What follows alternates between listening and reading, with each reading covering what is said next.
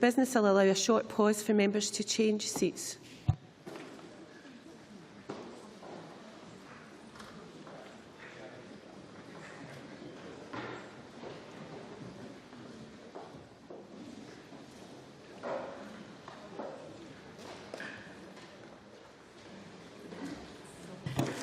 The next item of business is a statement by John Swinney on the Local Government Finance Settlement 2014-15.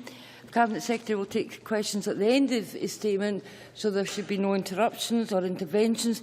I call on John Swinney, Cabinet Secretary. You've got 10 minutes. Presiding Officer, my statement today to Parliament will cover two topics. On local government funding, I will update the local government settlement for the current financial year, set out the terms of the provisional settlement for 2014-15 and confirm the overall total figures for 2015-16, and I will update Parliament on the Government's proposals for business rates in Scotland. Copies of the summary tables containing the key financial information are available at the back of the Chamber. Local government provides a wide range of services and plays a major role in local partnerships that are essential to the delivery of the outcomes that matter to the people of Scotland. In recognising this, we have maintained our strong partnership with COSLA, and recent local government finance settlements have been set following detailed discussion and agreement with COSLA against a backdrop of continued financial constraint applied in Scotland by the United Kingdom Government. During this period, the Scottish Government has remained fully committed to that partnership and protected local government as much as possible in these difficult times in order to shield our local communities from the worst of these cuts. Between 2007-8 and 2012-13, the resources within the Scottish Government's control increased by 6.4%, and over the same period, local government's budget increased by 8.9%, demonstrating the strong financial settlements agreed with local government during this period. This degree of protection has continued, and between 2013-14 and 2015-16, the revenue resources under the Scottish Government's control, excluding health and local government, will increase by 0.2% in cash terms. Over the same period, local government's revenue funding will increase by 0.7% in cash terms, and its share of total revenue funding within the Scottish Government's control will have increased. There can be no argument that while times have been tight, local government has been fairly funded. The Scottish figures for 2012-15, resulting from the 2011 spending review, resulted in a flat cash settlement on a like-for-like basis, compared to an 8% cash reduction in England over the same period. In connection with 2013-14, I am firstly able to confirm some additional funding of over £60 million for the current year that has been discussed and agreed with COSLA since Parliament approved the allocations back in March. This sum will, however, be partially offset by a recovery of around £41 million from local authorities in respect of both committed and uncommitted police reserves that have been returned to local authorities following the winding up of the former police joint boards and the successful establishment of Police Scotland. This £41 million represents the Scottish Government's share of the outstanding reserves. The main additional sums are as follows: £27.5 million previously held back for the Teachers' Induction Scheme, £20 million to top up discretionary housing payments, £4 million funding for second languages, and £2.5 million in respect of the National Care Home contract. On a like-with-like basis, the 2014-15 local government finance settlement represents flat cash with additional funding for extra responsibilities. We have also continued to honour our commitment to maintain local government's share of the overall capital resources within the Scottish budget. The 2014-15 settlement, originally set out as part of the three-year local government finance settlement covering the period 2012 to 2015, has been maintained despite the significant challenges presented by the recent outcome of the various UK budgets and the June 2013 UK spending round, which have resulted in further cuts imposed on the Scottish budget for 2014-15. None of those reductions in Scotland's budget, which amounted to £40.6 million in 2013-14 and £126.4 million in 2014-15, have been passed on to local government. Presiding Officer, I can confirm that total support for local government in 2014-15 will amount to almost £10.6 billion, which includes revenue and capital funding, along with income raised from business rates. Within the total funding package, revenue funding will amount to £9,805 million, including the funding to deliver a council tax freeze, and capital of £773 million. This total includes a further £81 million in 2014-15 to deliver on the Scottish Government's commitment to fully fund the additional cost of early learning and childcare provision. This represents £51 million for revenue costs and £30 million for capital expenditure. As of August 2014, all 3- and 4-year-olds will be eligible for up to 600 hours of childcare, an increase on the 475 hours that are currently available. This package of support will save the average family £707 per year per child.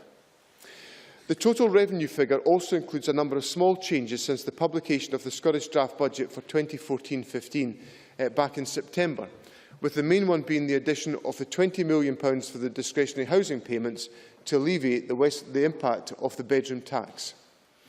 As part of our partnership approach, local government has agreed to deliver a number of priorities for the people of Scotland.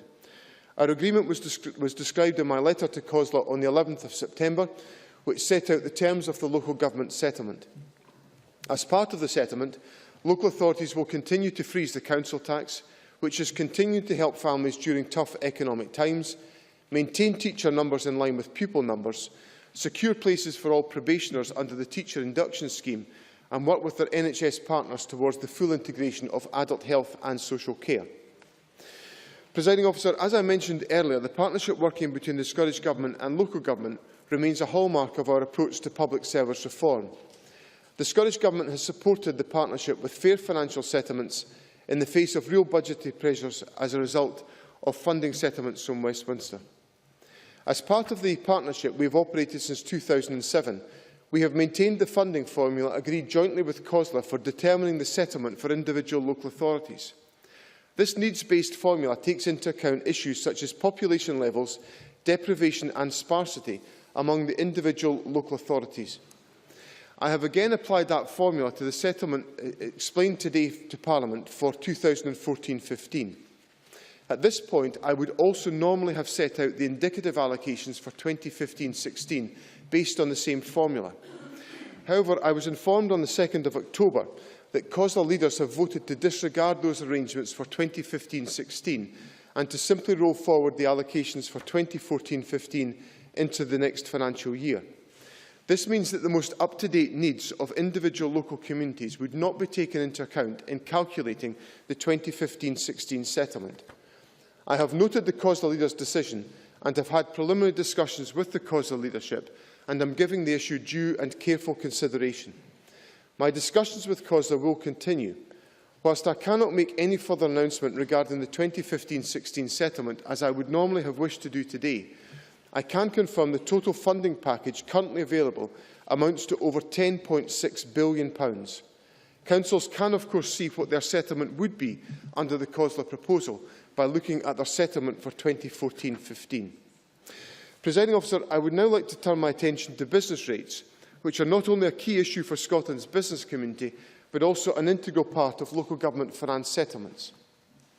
In our manifesto in 2007 and 2011, and as part of the government economic strategy, we committed that, unlike previous administrations, we would not allow the poundage for business rates to rise above what it is in England during the lifetime of this Parliament.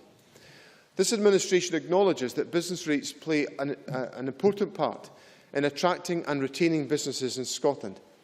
That is why in 2008 we introduced the Small Business Bonus Scheme, which I am delighted to say has reached a record high, with over 92,000 business properties now benefiting. One of the main beneficiaries of the small business bonus is Scotland's retail sector, where 63% of shops enjoy zero or substantially reduced business rate bills under our comprehensive package of reliefs available to businesses in Scotland. This year, an eligible Scottish business in receipt of Scottish Small Business Bonus Scheme support will be up to £3,080 better off than their competitors in England, and that is even after the Chancellor's announcement last week of a temporary extension to their equivalent relief. Presiding Officer, I am pleased to announce today that the Government will go further to expand the Small Business Bonus Scheme to help even more small businesses. We will increase the upper threshold for businesses with multiple properties from £25,000 to £35,000,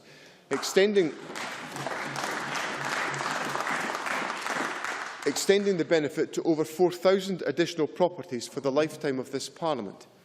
This is in addition to our expansion of the Fresh Start scheme, now adopted in England, which provides a relief to help businesses who take on long-term empty properties and rejuvenate our high streets. Following the successful introduction of the scheme, we will now include more premises with higher rateable values and additional types of empty premises, including those previously used as pubs, hotels and restaurants. In the autumn budget statement last week, the Chancellor announced that the annual increase in the business rate poundage in England and Wales would be capped at 2%. To maintain the competitive advantage enjoyed by Scottish businesses since 2007, I can confirm that we will match that cap and restrict the increase in the poundage to 2%. Presiding Officer, extending the small business bonus to help a further 4,000 businesses, expanding the incentives for business to help regenerate our high streets, and keeping the cost of business rates increases below inflation deliver on this Government's commitment to give Scottish businesses a competitive advantage to their UK counterparts and maintain Scotland's position as the best place to do business. Presiding Officer, this marks the start of the normal consultation process with local government on the provisional 2014-15 revenue allocations, and once confirmed, I will bring the final figures to Parliament in the Local Government Finance Order 2014 early in the new year. I will also provide Parliament with an update on my further considerations over the allocations for 2015-16. The Cabinet Secretary will now take questions on the issues raised in his statement. I intend to allow around 20 minutes for questions, after which we move to the next item of business. It would be helpful if members who wish to ask a question of the Cabinet Secretary were to press the request to speak button now. I call Sarah Boyack. Thank you, Presiding Officer. And can I first of all thank the Presiding Officer for her forbearance and thank the Cabinet Secretary for advance notice of his statement and apologise to him for missing the beginning of his statement this afternoon. Cabinet Secretary, on top of supporting our constituents through the cost of living crisis and the reality of Tory welfare policies, our councils have to deal with the reality of this local government settlement. And for all the Cabinet Secretary's assertions that local government has got a good deal from the SNP, he has presided over the removal of around £100 billion from spending on poverty reduction measures, the long-term impact of the underfunding of the council tax freeze, and the loss of over 34,000 local government jobs. Today is another nail in the coffin of our broken local government finance, because our local authorities are getting austerity plus. We need a local government settlement to protect the most vulnerable in our communities and enable our local government colleagues to do the jobs they were elected to do. The Joseph Rowntree Foundation and Unison have commented that the most vulnerable in our communities are the worst hit. Does the Cabinet Secretary agree with the Joseph Rowntree Foundation that we will now see further reductions, rationalisation and residualisation of vital services? And what analysis has the Scottish Government carried out on the impact of those reductions in services and increases in the cost of charges for services directly to those who are the most vulnerable in our communities? Cabinet Secretary. Presiding Officer, I am aware of the research that's been carried out by the Joseph Rowntree Foundation.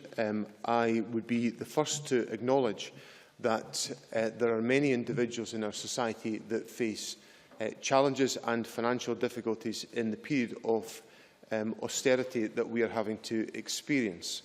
I think that is substantially created by the impact of public spending reductions that have been applied by the United Kingdom Government and also by the Welfare Reform Programme. And as Sarah Boyack understands, I have to operate within a fixed budget. So therefore, ensuring that we provide adequately for public services is at the heart of the decisions that I have made today.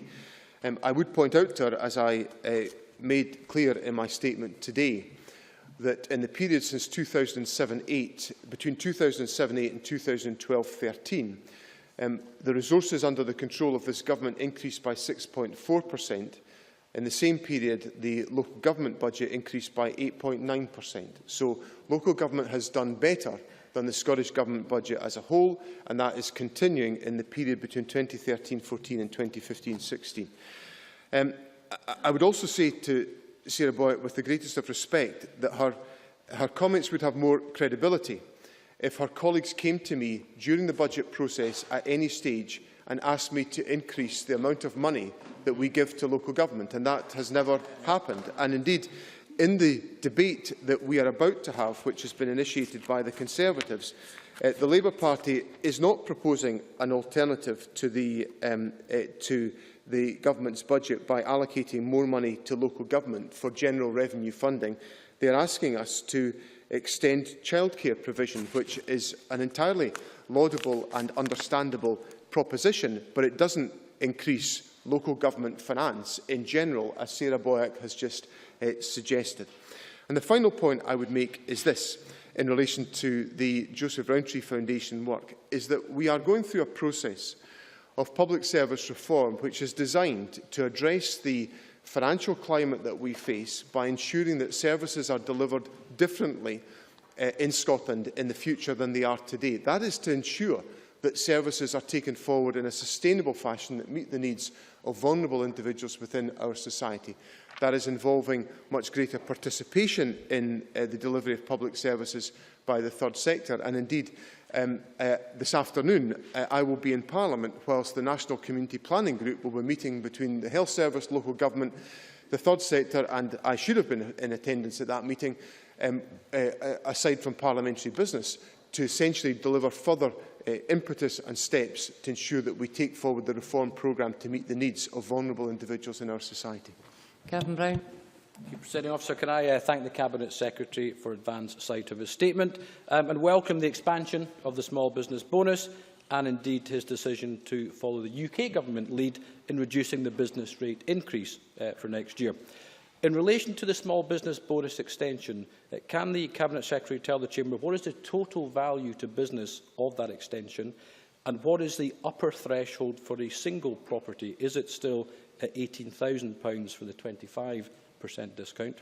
And finally, in relation to the business rates incentivisation scheme, when were the targets for 2013-14 intimated to individual councils? Cabinet Secretary. On Mr Brown's point in relation to the impact of the extension of the thresholds for multiple properties, the total benefit to business of that will be of the order of £3.8 million, if my memory serves me entirely correctly. It will certainly be lower than £4 million. In relation to thresholds, no other thresholds have changed as a consequence of the announcements that I have made today.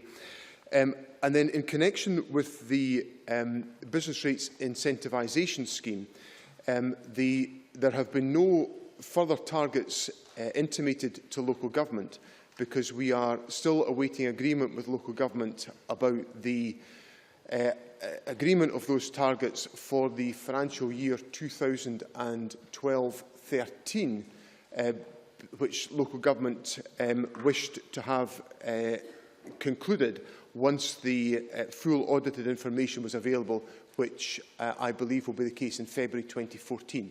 So without the ability to sign off those targets jointly with local government, at their request, I am unable to confirm any further details of the business rates incentivisation scheme.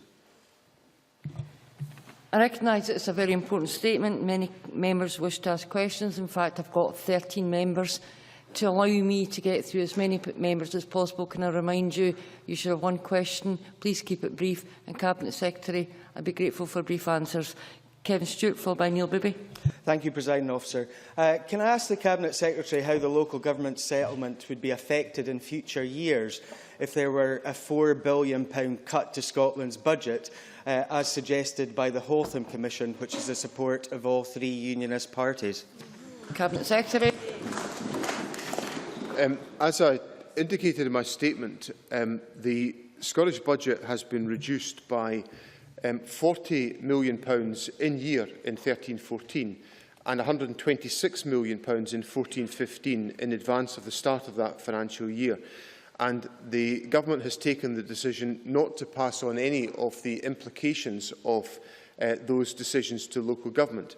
If, however, there was to be a £4 billion reduction in our budget, there is no question that we would be unable to protect local government funding and services in the context of such an impact, and were that to be the case, there would be a very serious impact on public services within Scotland, and particularly within our local authorities. Neil Bibby, followed by Kenneth Gibson. As a result of the autumn statement last week, Mr Spinney will receive £300 million in Barnett consequentials over the next 2 years. As we know, the issue of childcare is devolved. Given that increasing childcare was such a big priority for the SNP government a fortnight ago, how much of the £300 million will he now give to local authorities to provide more childcare to Scotland's 2-year-olds?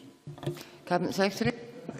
If I could point out to Mr Bibby, first of all, just a note of caution about the £308 million figure, that £75 million of that £308 million is in what are now called financial transactions, which cannot be deployed on routine public expenditure to provide childcare services of the type that Mr Bibby has just talked about. So it would be literally a practical and financial impossibility for me to use £75 million out of the £308 million for that purpose.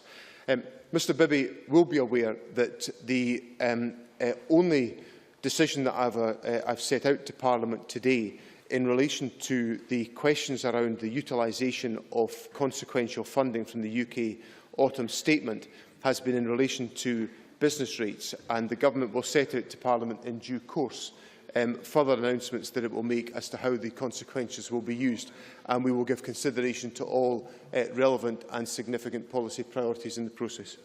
Kenneth Gibson, followed by Willie Rennie. Cabinet Secretary, as you will know, the preventive spend out of gender is of great importance, and ensuring every child has a good start in life is obviously part of that. Therefore, the additional £81 million for early learning and childcare is very welcome. Can you please let the Chamber know what steps local authorities have taken to prepare for the extension of early years education, and what support and encouragement the Scottish Government will provide to local authorities to help them deliver? Cabinet Secretary. The Government has been involved, principally through my colleague Aileen Campbell, the Minister for Children and Young People, in extensive discussions with local government in preparation for the implementation of the legislation that is currently being considered by Parliament in relation to the extension of this provision. That work is going well. We've had, it is a very good example, frankly, of the partnership working that goes on between the Scottish Government and local authorities in taking forward a policy agenda that we both respectively support. And it is clearly up to individual local authorities to deploy the resources that have been allocated today in fulfilling the legislative requirement that will be in place as a consequence of the bill, and that work is progressing well in advance of implementation in August 2014. Willie Rennie, followed by Matt MacDonald. Can I thank the Minister for advance notice of his statement? I was disappointed, however, to notice again that Aberdeen is losing out on its funding. He previously promised to ensure that funding for the city did not fall below the 85% of the national average. But the figures at the back of his statement today show that he's failed to meet that commitment yet again. Next year, like this year, Aberdeen will be £20 million short, worth £88 per person. Is he prepared to take any steps to make good his promise from 2 years ago? Cabinet Secretary. Well, it's a bit like déjà vu in the questions I have to answer to Mr Rennie. I explained to Mr Rennie on previous occasions that what we do at the outset of a spending review, which we did, is calculate the 85% floor, which has resulted in a benefit to Aberdeen City of £3 million, followed by £1.9 million, followed by £2.1 million that the city would not have had if this government had not applied the 85% floor. And what we do at the outset of a spending review is make that calculation, provide that guarantee to the relevant local authorities and deliver on that for the duration of the 3-year spending review period.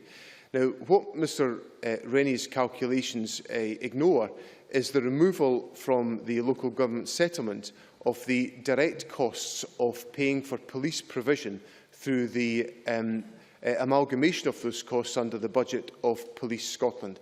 So Aberdeen has had the contribution that this government put in place, which I would gently point out to Mr Rennie, the administration of which he was a supporter, never put in place, to give Aberdeen City Council more resources than it had before. And I would point out to Mr Rennie that the revenue funding for Aberdeen City Council has increased from £311.163 million to £313.653 million as a consequence of the decisions that I have announced today. Mark MacDonald, followed by Patrick Harvey. Can you please be brief? Thank you, Presiding Officer. The Cabinet Secretary will be aware that those of us who actually represent Aberdeen have long argued for COSLA to change its funding formula. He has previously indicated he is willing to discuss these matters with COSLA. Can I ask if COSLA have made any approaches to him in that regard? Cabinet Secretary. What I'm not clear about from the position that's been arrived at by COSLA leaders in relation to the proposal to roll forward the distribution arrangements for 14-15 into 15-16 is if that signals a desire by COSLA to essentially open up these questions for wider review.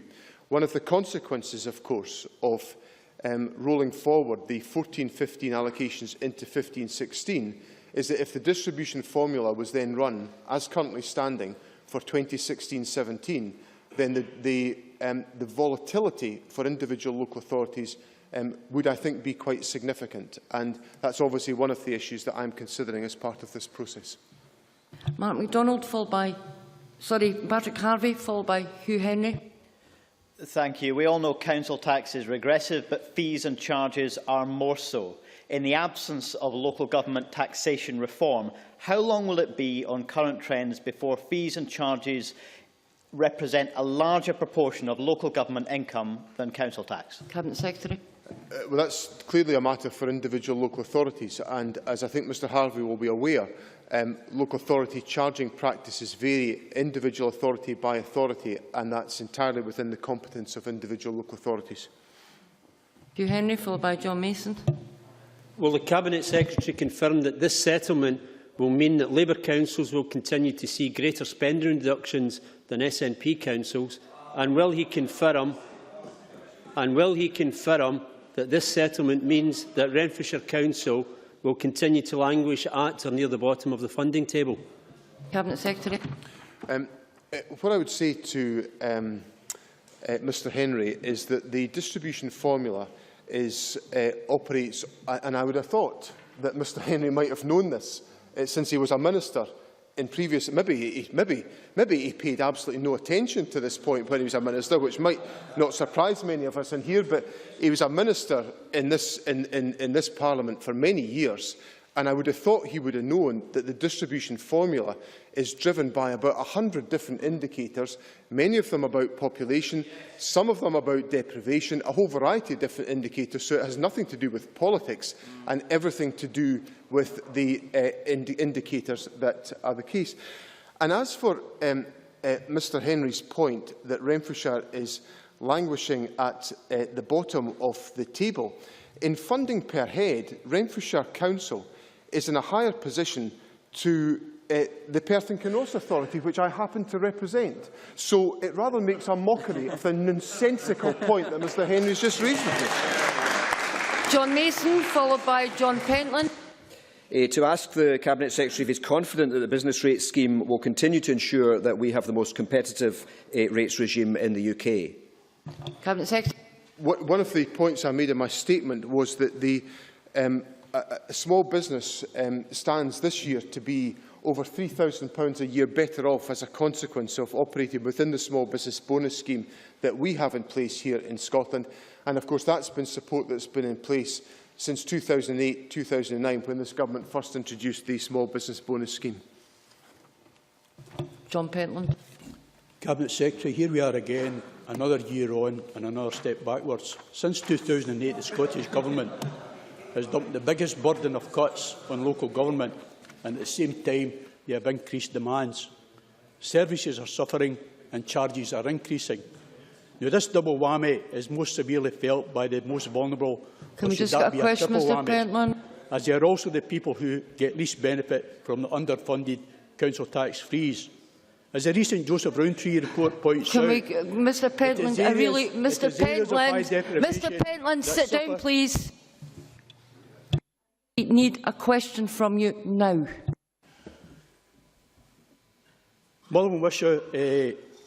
Mother and wish suffer from high social deprivation. Can the Cabinet Secretary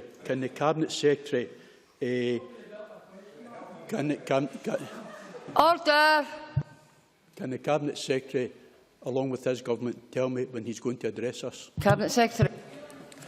The first point I'd make is that the administration of which Mr Pentland, my apologies, was a supporter, reduced the share of funding going to local government from 36.6% in 2002-03 to 34.7% in the year in which we came to office. So I don't really think Mr Pentland is in a particularly strong position to say anything to me about what this government has done, given that, as I indicated in my statement, the resources under the control of this government have increased by 6.4% in the years from 2007-8 to 2012-13, but the resources commanded by local government have increased by 8.9%. And let me just conclude with reference to the remarks of the chairman of the Local Government Association in England,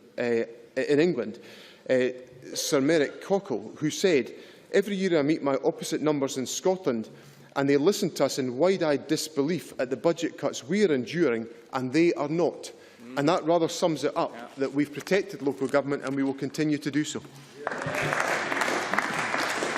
My sincere apologies to the many members who did not get called, but I need to move on to protect the next item of business, which is a Conservative debate.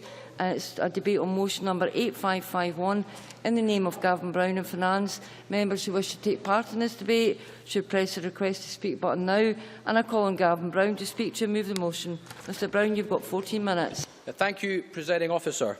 There is a long way to go, and there will be many difficult decisions still to make, and no doubt a number of setbacks along the way too. But I think last week's autumn statement from the Chancellor of the Exchequer showed that if you have a plan, if you have a clear focus, and if you stick to it in difficult times and in good times, you get results. Presiding Officer, there was a positive story to tell about the overall economic picture. There were robust policies to help jobs and the economy more widely, and it was fiscally neutral to ensure a responsible recovery so that we don't squander the hard-earned gains gained over the last couple of years. Let us look firstly at growth, Presiding Officer, because growth has returned. The Office for Budget Responsibility, at the time of the budget in March, predicted growth for 2013 of 0.6%. Last week, they upgraded that to 1.4% for this year. In March, they said there would be growth of 1.8% next year. Now they are saying there will be growth of 2.4%. And on top of that, they predicted solid growth for 2015, 2016 and indeed 2017. The largest improvement to any forecast seen in this country for 14 years. And we are now growing faster than any other major economy in the industrialised world, apart from the United States of America. I'll happily give way to Mr Gibson. Ms Gibson. So this is this week's copy of The Economist, and it lists on page 96 42 economies. Some of them are pretty major: Japan, Canada, Australia, but it also includes Chile, Colombia, Malaysia. Of those economies, 28 of the 42 have growth rates higher than the UK at this time. So I think your words are somewhat hollow in that regard. Gavin Brown. Thank you, Presiding Officer. You could always rely on Mr Gibson to bring a piece of doom and gloom to the action and ignore the central forecasts of the Independent Office for Budget Responsibility. We saw important news also in relation to employment, Presiding Officer, in a few moments. We saw important information in relation to employment. Now, I think across the chamber we will all agree that unemployment is still far, far too high. But jobs are now set to rise across the UK by 400,000 this year, when it was previously predicted to be flat, and unemployment is set to fall by 200,000 over the next 6 months. Over the course of the forecast period, it is anticipated that business will create 3 jobs for every one lost in the public sector. There was positive news in a few minutes. There was positive news too, Deputy Presiding Officer, I should say, in relation to borrowing. When the coalition government came to power, the deficit was 11% of GDP. It is now 6.8%, a remarkable reduction in just 3 years. And even better than that, it is due to drop year on year until reaching a small surplus in financial year 2018-19. Back in 2009-10, as a country, we borrowed £158 billion. This year it's projected to be £111 billion, about £9 billion less than was projected in March at the time of the budget. So the economic picture, while still with some wobbles along the way, I'm sure, is looking far better than it was 9 months ago, and that is a consequence of the policies and the approach taken over the long term by this coalition government. Now let's look at some of the policies that we heard about last week, because these build on the cuts to corporation tax that we'd already heard about.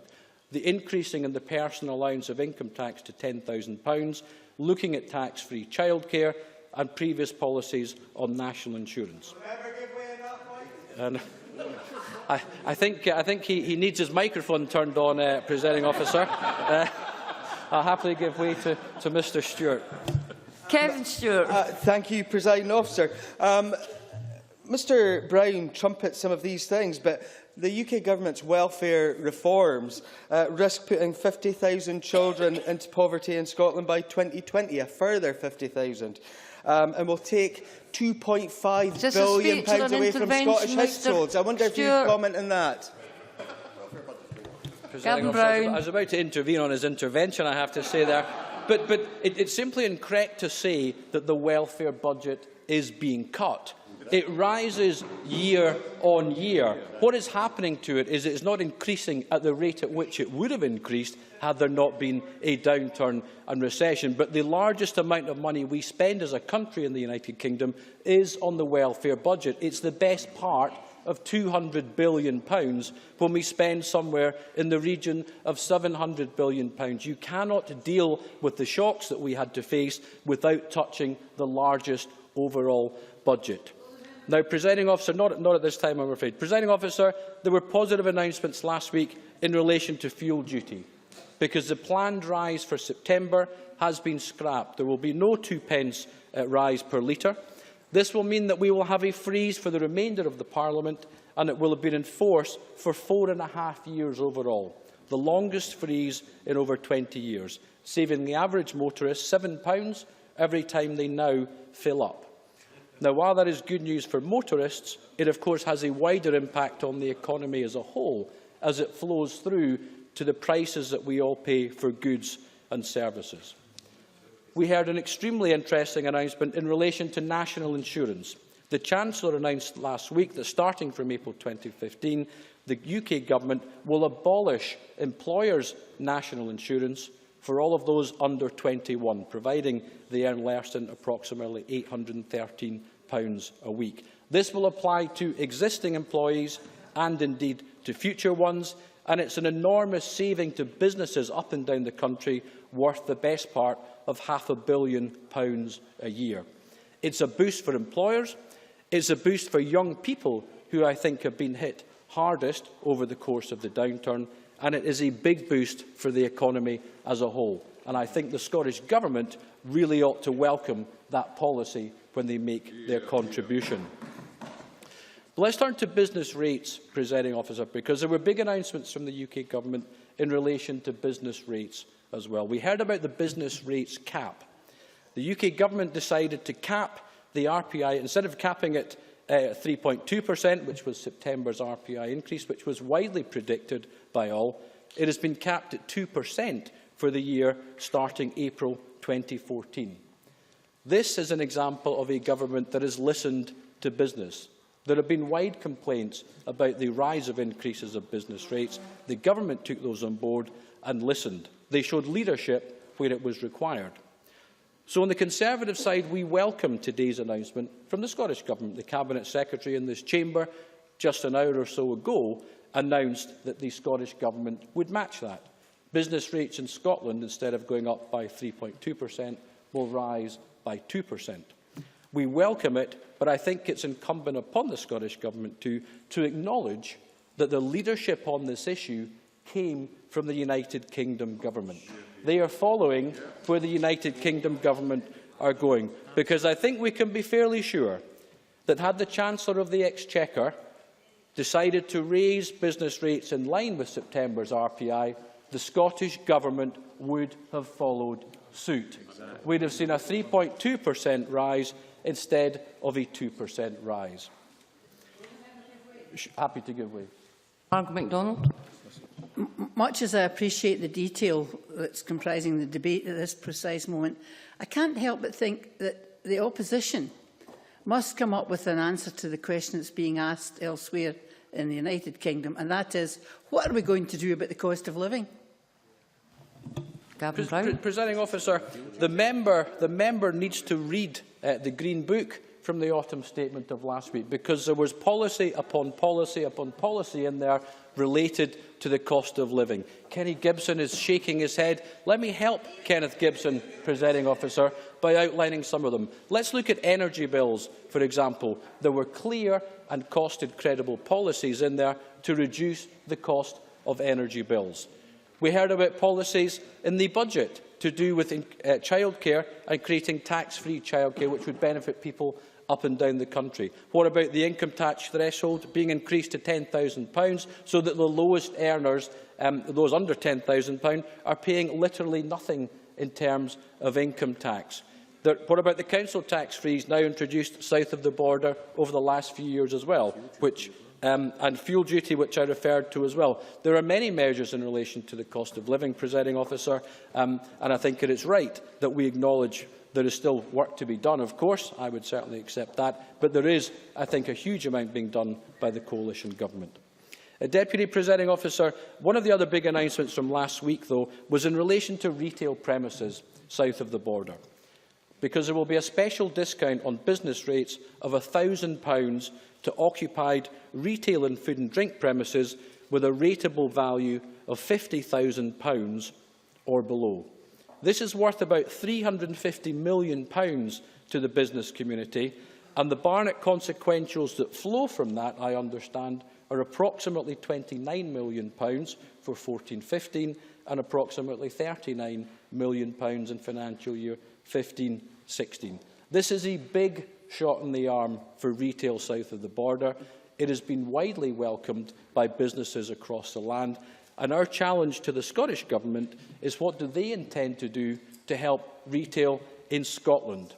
Because while the small business bonus is an excellent policy that we support, for retail, for premises above the threshold of £18,000 for an individual premises, they don't get that benefit. South of the border, it will be up to £50,000. Up here, it will be £18,000. While we welcome the extension of the small business bonus, again announced earlier, the Cabinet Secretary's assessment was that that would be worth about £3.8 million a year to businesses in Scotland, while the Barnett consequentials that flow are almost 10 times that. So I think the challenge to the Scottish Government has to be, what are they going to do in response to that, and what will retailers in Scotland get to match that? Because retailers in Scotland, I think, have had a particularly difficult time as a sector. And of course, we had the retail levy brought in by this government, which makes it even tougher, I think, for retailers in Scotland. I'll happily give way to Mr MacDonald. Mark MacDonald. I wonder if he might outline to the Chamber what impact he thinks his government's 20% VAT rate has had on that hard-pressed retail sector. Gavin Brown, you're approaching your last minute. Thank you, Deputy Presiding Officer. I refer Mr MacDonald to the growth rates that were announced just last week. Enormous increases in projected growth for this year and next year and the years that follow. Enormous increases for projected employment, decreases for unemployment and decreases for borrowing as a whole. Deputy Presiding Officer, the economy, and from a macroeconomic point of view, is moving entirely in the right direction, and the specific policy aimed just at retail and food and drink by the UK Government is one that ought to be matched up here so that retailers up here get a fairer deal. Deputy Presiding Officer, in our view, this Scottish Government, as a minority government, started well when it comes to helping the high street and the business sector. They brought in the small business bonus, accelerated by the demands from this party in their initial budget. They brought in the Town Centre Regeneration Fund in 2009, again in our manifesto from 2007, and something that we had pushed for. But since they became a majority government, things have moved backwards. They brought in the retail levy, as we talked about. They brought in huge increases to taxes on empty properties, not in their manifesto, not subject to consultation. We see an increasing share paid by business. They were paying £2 billion a year in rates, set to rise in 15-16 to £2.8 billion, and we see them complaining incessantly about the powers they do not have, while refusing to use the powers that they do have. I must ask you to close, Let's please. have some more action from the Scottish Government, Deputy Presiding Officer. Let's use the powers that they do have, and let's specifically respond to the announcements in the autumn statement last week. And I have great pleasure in moving the motion in my name. Thank you. Thank you. Before I call the Cabinet Secretary, to ask members who wish to speak to press the request to speak buttons and advise the Chamber that time is extremely tight. If members could take less than their 6 minutes, that would be incredibly helpful. Cabinet Secretary, can I ask you to speak to and move Amendment 855 1.4, 10 minutes maximum. Presiding Officer, I rise to move the amendment in my name. And Mr Brown's motion, the Conservative Party motion, invites us today to welcome last week's autumn statement. And as the Conservative Party will know, I am always generous in my praise for others in this chamber when they do sensible and welcome things. And there are elements of the Chancellor's statement last week that I do welcome. I welcome what was said on fuel duty. I have welcomed the fact that the Chancellor has begun to temper the very significant and swingeing reductions in capital expenditure that have been applied, but a 26% reduction in capital expenditure compared to a 33% reduction in capital expenditure is still a pretty significant blow to the Scottish economy. But I think there's an important point to consider at the outset, which is just to put on record some of the issues around the issues of economic performance that Mr Brown has put in front of Parliament today. I think I would be accepted as an individual who tries to talk about the improvements that we make and the improvements in economic performance. I did so in the budget statement back in September. I set out the fact that we were experiencing higher growth in Scotland, that we were experiencing lower unemployment, that we were experiencing higher employment, that we were experiencing lower economic inactivity in Scotland. All of these things remain true today. On all of these indicators, we're in a stronger position than the rest of the United Kingdom. So therefore, if there is certainly a more positive outlook in relation to economic performance. But we have to look at that in its true and proper context. Mr Brown said that the independent OBR had set out its forecast. Well, if we look at the independent OBR in 2010 said that on their forecast then, the economy should be 5.9% larger than they are now projecting it to be. So back in 2010, the independent OBR was saying the economy should have recovered faster, that there should have been more growth in the economy. There should have been 5.9% more growth in the economy than has actually been delivered. So if we are going to rely heavily on these estimates, let's rely heavily on all of the information that they put out. I'll give way to Mr Brown. Gavin Brown. But surely the Cabinet Secretary has to take into account the meltdown of the euro and the consequences and the effect of that, which obviously wasn't predicted in 2010. John Swinney. All I'm simply doing is putting into context the information that Mr Brown has shared with Parliament. I'm just trying to be helpful to Parliament and to share objective statistical information with Parliament. It's what I'm renowned for in this debate in Scotland. And just in the interest of statistical completeness, the fact that the economy has not grown at that extra 5.9% has resulted in the Chancellor incurring further borrowing of £197 billion more than he anticipated in 2010. Now, if I go back to some of the points I've made in the course of the debate since 2010, I've argued for modest changes to capital expenditure. I argued in 2011 for an extra £1 billion of capital expenditure in Scotland, which would have translated into a financial burden of £10 billion across the United Kingdom. And I think, if I'm not mistaken, I don't have all the quotes in front of me, but I'm pretty sure Mr Brown or maybe Mr Johnson might have weighed in on this particular point and said that my propositions would have spooked the markets. It would have been £10 billion compared to the £197 billion of additional borrowing that's been required to make up for the fact that economic performance has been nothing like what it was supposed to have been back in 2010. So I think if, for the sake of completeness, we've really got to look at all of these points of information to consider the financial performance delivered by the United Kingdom Government. And as I say, I am delighted that we are in a period of greater economic performance and that the Scottish economy is in fact outstripping that performance in the rest of the UK, with higher growth, with lower unemployment, higher employment and lower economic inactivity. And the Government will remain focused in Scotland on trying to support to deliver an even greater performance in that respect. I certainly will, yes. Margaret MacDonald. I thank him for giving me a very basic question for people who might not understand all of the high-blown economics. How can we be experiencing growth without the debt getting bigger if we're borrowing more? Cabinet Secretary. Well, Mr Johnson says we're borrowing less. Does Mr Johnson... I thought he didn't like it the first time I went through it. I'll go through it again just to prolong the debate for Mr Johnson.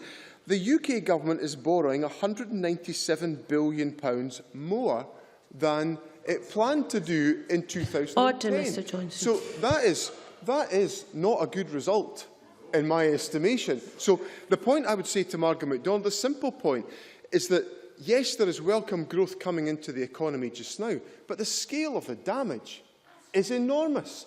Mr Gibson, the distinguished convener of the Finance Committee, in one of his, again, substantially evidenced interventions in the debate, made the point that economic recovery in a number of other countries has been a great deal more dynamic than it has been in the United Kingdom. In Germany, in Canada, in Japan, these economies have all returned to in excess of their pre-recession peak. The United Kingdom economy hasn't returned to its pre-recession peak, neither has the Italian economy within the G7. So I do think we have to take this all into some degree of context. Now, of course, the economic performance in Scotland has been strengthening since devolution in 1999. I pay tribute to some of the work that my predecessors undertook in assisting in improving the economic performance of Scotland. Full-time weekly pay has increased from 5% below UK levels to within 2%. Scotland's unemployment rate has moved from being 1% higher than the UK rate in 1999 to being 0.4% lower in 2013. Our employment rate has moved from a position of 2.4 percentage points below the UK to 1 percentage point higher than the UK in 2013. These are all welcome steps under devolution, and I think they are examples of how we in this government and how our predecessors used the powers that are available to us to improve economic performance. But we have to be mindful of the fact that other countries have improved their economic performance by an even more substantial degree. And if we'd had more economic powers, we could undoubtedly have delivered a greater economic performance to strengthen the performance of the economy and to address Margaret MacDonald's point, to make an impact on the living costs and the remuneration of members of the public in our society, to give them a better ability to meet the cost of living, which I acknowledge is a challenge for people today in Scotland. Now, Mr Brown talked extensively in his speech about business rates, and I've set out in the statement just a few moments ago the Scottish Government's decision to cap the increase in business rates, the annual inflation increase at 2%. Mr Brown can characterise it as he wants. I'm simply fulfilling my manifesto commitment to ensure that business rates in Scotland do not rise faster than business rates in the rest of the United Kingdom, which was not the position I inherited from my predecessors, but which I've been able to deliver as part of the budget settlements. Of course. Gavin Brown. Answering straight, Deputy Presiding Officer, had the Chancellor announced last week that they would rise next year by 3.2%, would he have followed suit, or would they have been 2%? Cabinet Secretary, you're approaching your last minute. I would have deployed the inflation increase, which is what the normal statutory increase is of the inflation rate as of September RPI. So, and that was what and that's not. I noticed there's not any sharp intakes of breath over there. That's not a revelation, because that's precisely what I said in the budget statement in September in Parliament, as I have followed. And of course, I should point out that for every year that Mr Brown has criticised me for applying the inflation increase of September RPI and business rates, the Chancellor of the Exchequer has done exactly the same thing into the bargain. Now, on business rates, a company in Scotland benefiting from the small business bonus scheme in the 2010 to 2015 valuation period will have paid up to £15,000 less in rates than their counterparts in England. £15,000 over that revaluation period. A tremendous fillip to the business sector in Scotland as part of the £570 million package of business rate reliefs that we put in place to ensure that Scottish business is able to prosper in such a challenging economic climate. These are, if Mr Harvey will forgive me, I'll give way in my closing remarks. I have to draw my remarks to a close. Presiding Officer, the Scottish Government is doing everything it can within its powers to strengthen our economic performance. We will continue to do so, and we will aspire to have more powers to deliver a stronger economic performance in Scotland. Thank you, Cabinet Secretary. Now calling Ian Gray. Speak to and move Amendment 8551.16 minutes maximum, please. Thank you, Deputy Presiding Officer. I rise to move the amendment in my name. Today's debate, of course, is the Tory bench's attempt to bask in the glory and success of George Osborne's autumn statement some week ago, when the Chancellor declared that the economy had recovered and that his austerity plans were bearing fruit. It is a pity for them, then, that that rosy glow didn't really last very long throughout the week. And in fact, the Chancellor's statement was pretty much unravelling before he even sat down. In fact, given the level of pre-statement briefing, some of it was unravelling before he'd even stood up in the House of Commons. And, you know, Mr Swinney says he always looks for the opportunity to agree across the chamber, and I like to think others might not, that I try to do that as well. So I have to agree with Mr Swinney when he says that I don't think I can quite achieve his practised tone of incredulity, which he does so well, but he's right to say that over this Westminster Parliament, the UK Government's borrowing will be almost £200 billion more than George Osborne had planned. And as for growth, it is good that there is some, but the Chancellor's plans in 2010 promised that the economy would have grown by 7.7% by now. In fact, it's grown by just 2.5%, and that indeed is far less than, for example, the United States or indeed Germany. Murdo Fraser. Mr Gray for giving way. He clearly is the poor man's Ed Balls this afternoon. Can he tell us, had Labour still been in power, would we be seeing an increase in fuel duty in this autumn statement? Ian Gray. Well, I think the cancelling of fuel duty increases is something that Chancellors of all political stripes have been doing for some time now, and it's not something that we particularly find surprising. I do think, though, credit where credit is due, we do have to acknowledge that Mr Osborne's recovery is a record recovery of sorts. It is indeed the slowest economic recovery the country has seen in some 100 years.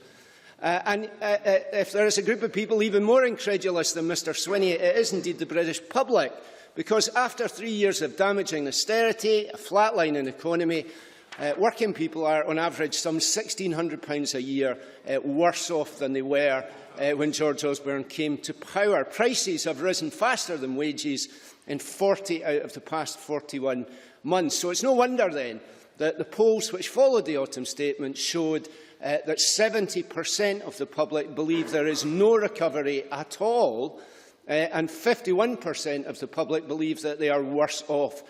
Perhaps, Mr Brown, they have failed to read the Green Book as well, but I fear that they can read their own bank accounts and know what the effect of his government's policies have been. However, last week's statement did pose some challenges for the Scottish Government too. There was, for example, the much-trailed shift of so-called green levies from energy companies to the taxpayer. And that, of course, is exactly the same a plan announced with great fanfare by the Deputy First Minister at the SNP conference, although the idea, of course, comes from the energy companies, since it serves their interests rather than the consumers. So not only is this a flagship white paper policy already being delivered by the Tories, but it is one which also fell completely flat, because the public understand what the meaning is of a £50 cut in bills as they see them rise by £120 a year. They understand that the market must be controlled so that these unfair price rises cannot happen. And Mr Swinney, Patrick Harvey. Does the member agree that the big six energy companies also understand that rapid investment in demand reduction is the surest fire way for them to lose their profits, and that's why they're driving this scurrilous campaign against investment in the retrofit programme? Ian Gray. Well, I think it's certainly the case that they do not want to have to carry the burden of those green levies, as they've now become called, which are in part designed to reduce the requirement for the product they're producing. And yeah, I see the contradiction in that for the company, but I also see the benefit for it, like Mr Harvey, in this country in our future. And I do not see the benefit of shifting that simply from the consumer onto the taxpayer if there's no control of prices. But the greatest challenge to the Scottish Government arising from the autumn statement is that the consequentials to the Scottish bloc, which result from it, some £308 million altogether, it leaves the Scottish Government now really with no excuse for not pressing forward with their own declared priority of increased childcare. After all, this was the flagship of the flagship, the transformation promised by the White Paper on Independence when it was launched. And it is a staged process, as described in the White Paper, that is true. But stage one is the extension of 600 hours childcare, currently being delivered for 3- and 4-year-olds. The member's in his last minute. Sorry, currently being delivered for 3- and 4-year-olds to half of 2-year-olds. And when it was pointed out to the Scottish Government they had the power to do this right now, they said they did not have the money. But these consequentials give them the money next year and the year after if that is really their priority. And of course the Government also said they wouldn't do this because when women went back to work, the tax they paid would not help John Swinney's budget. Is it not more important that the wages those women earn help their families' budgets? And aren't many of them who are already working struggling with childcare costs? Don't they need help with their budgets now? And this extension to childcare could bring it for them. You must conclude, Mr Gray. So, the position the Scottish Government are in now is that they have the power to deliver this childcare extension, they have the money to deliver it. The only question is, do they have the will to begin to transform those lives? Are they really going to tell 30,000 Scottish families they have to vote yes in the referendum first before their children get a nursery place? Or will they seize this opportunity and do the right thing now? Many thanks. As we come to the open debate, I'm going to allow speeches of a maximum of 6 minutes, but less would be very helpful because at that we may have to reduce time later or lose speakers from the debate. Kenneth Gibson to be followed by Michael McMahon. Thank you, Presiding Officer. Today's Conservative motion is frankly nothing more than a celebration of mediocrity and a blind refusal to recognise the depressing reality of the UK's current economic position.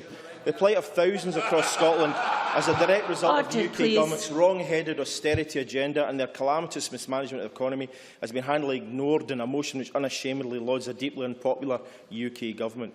Whilst it is true there has been some growth in the economy, the rate of growth has been sluggish to say the least and far below the Chancellor's own predictions or those of the OBR. Yesterday, the OBR forecast that by 2015 the economy will be 7.5% larger than in 2010. However, this compares poorly with the original forecast of June 2010 that it would grow by 14.3% over that period. Similarly, the same 2010 OBR report suggested that public sector debt would be 70.3% of GDP this financial year, when in reality the most recent forecast puts it at 75.5%. The story concerning borrowing, as we've already heard, is perhaps the most shocking of all, expected to be a colossal 159% higher than the original projection.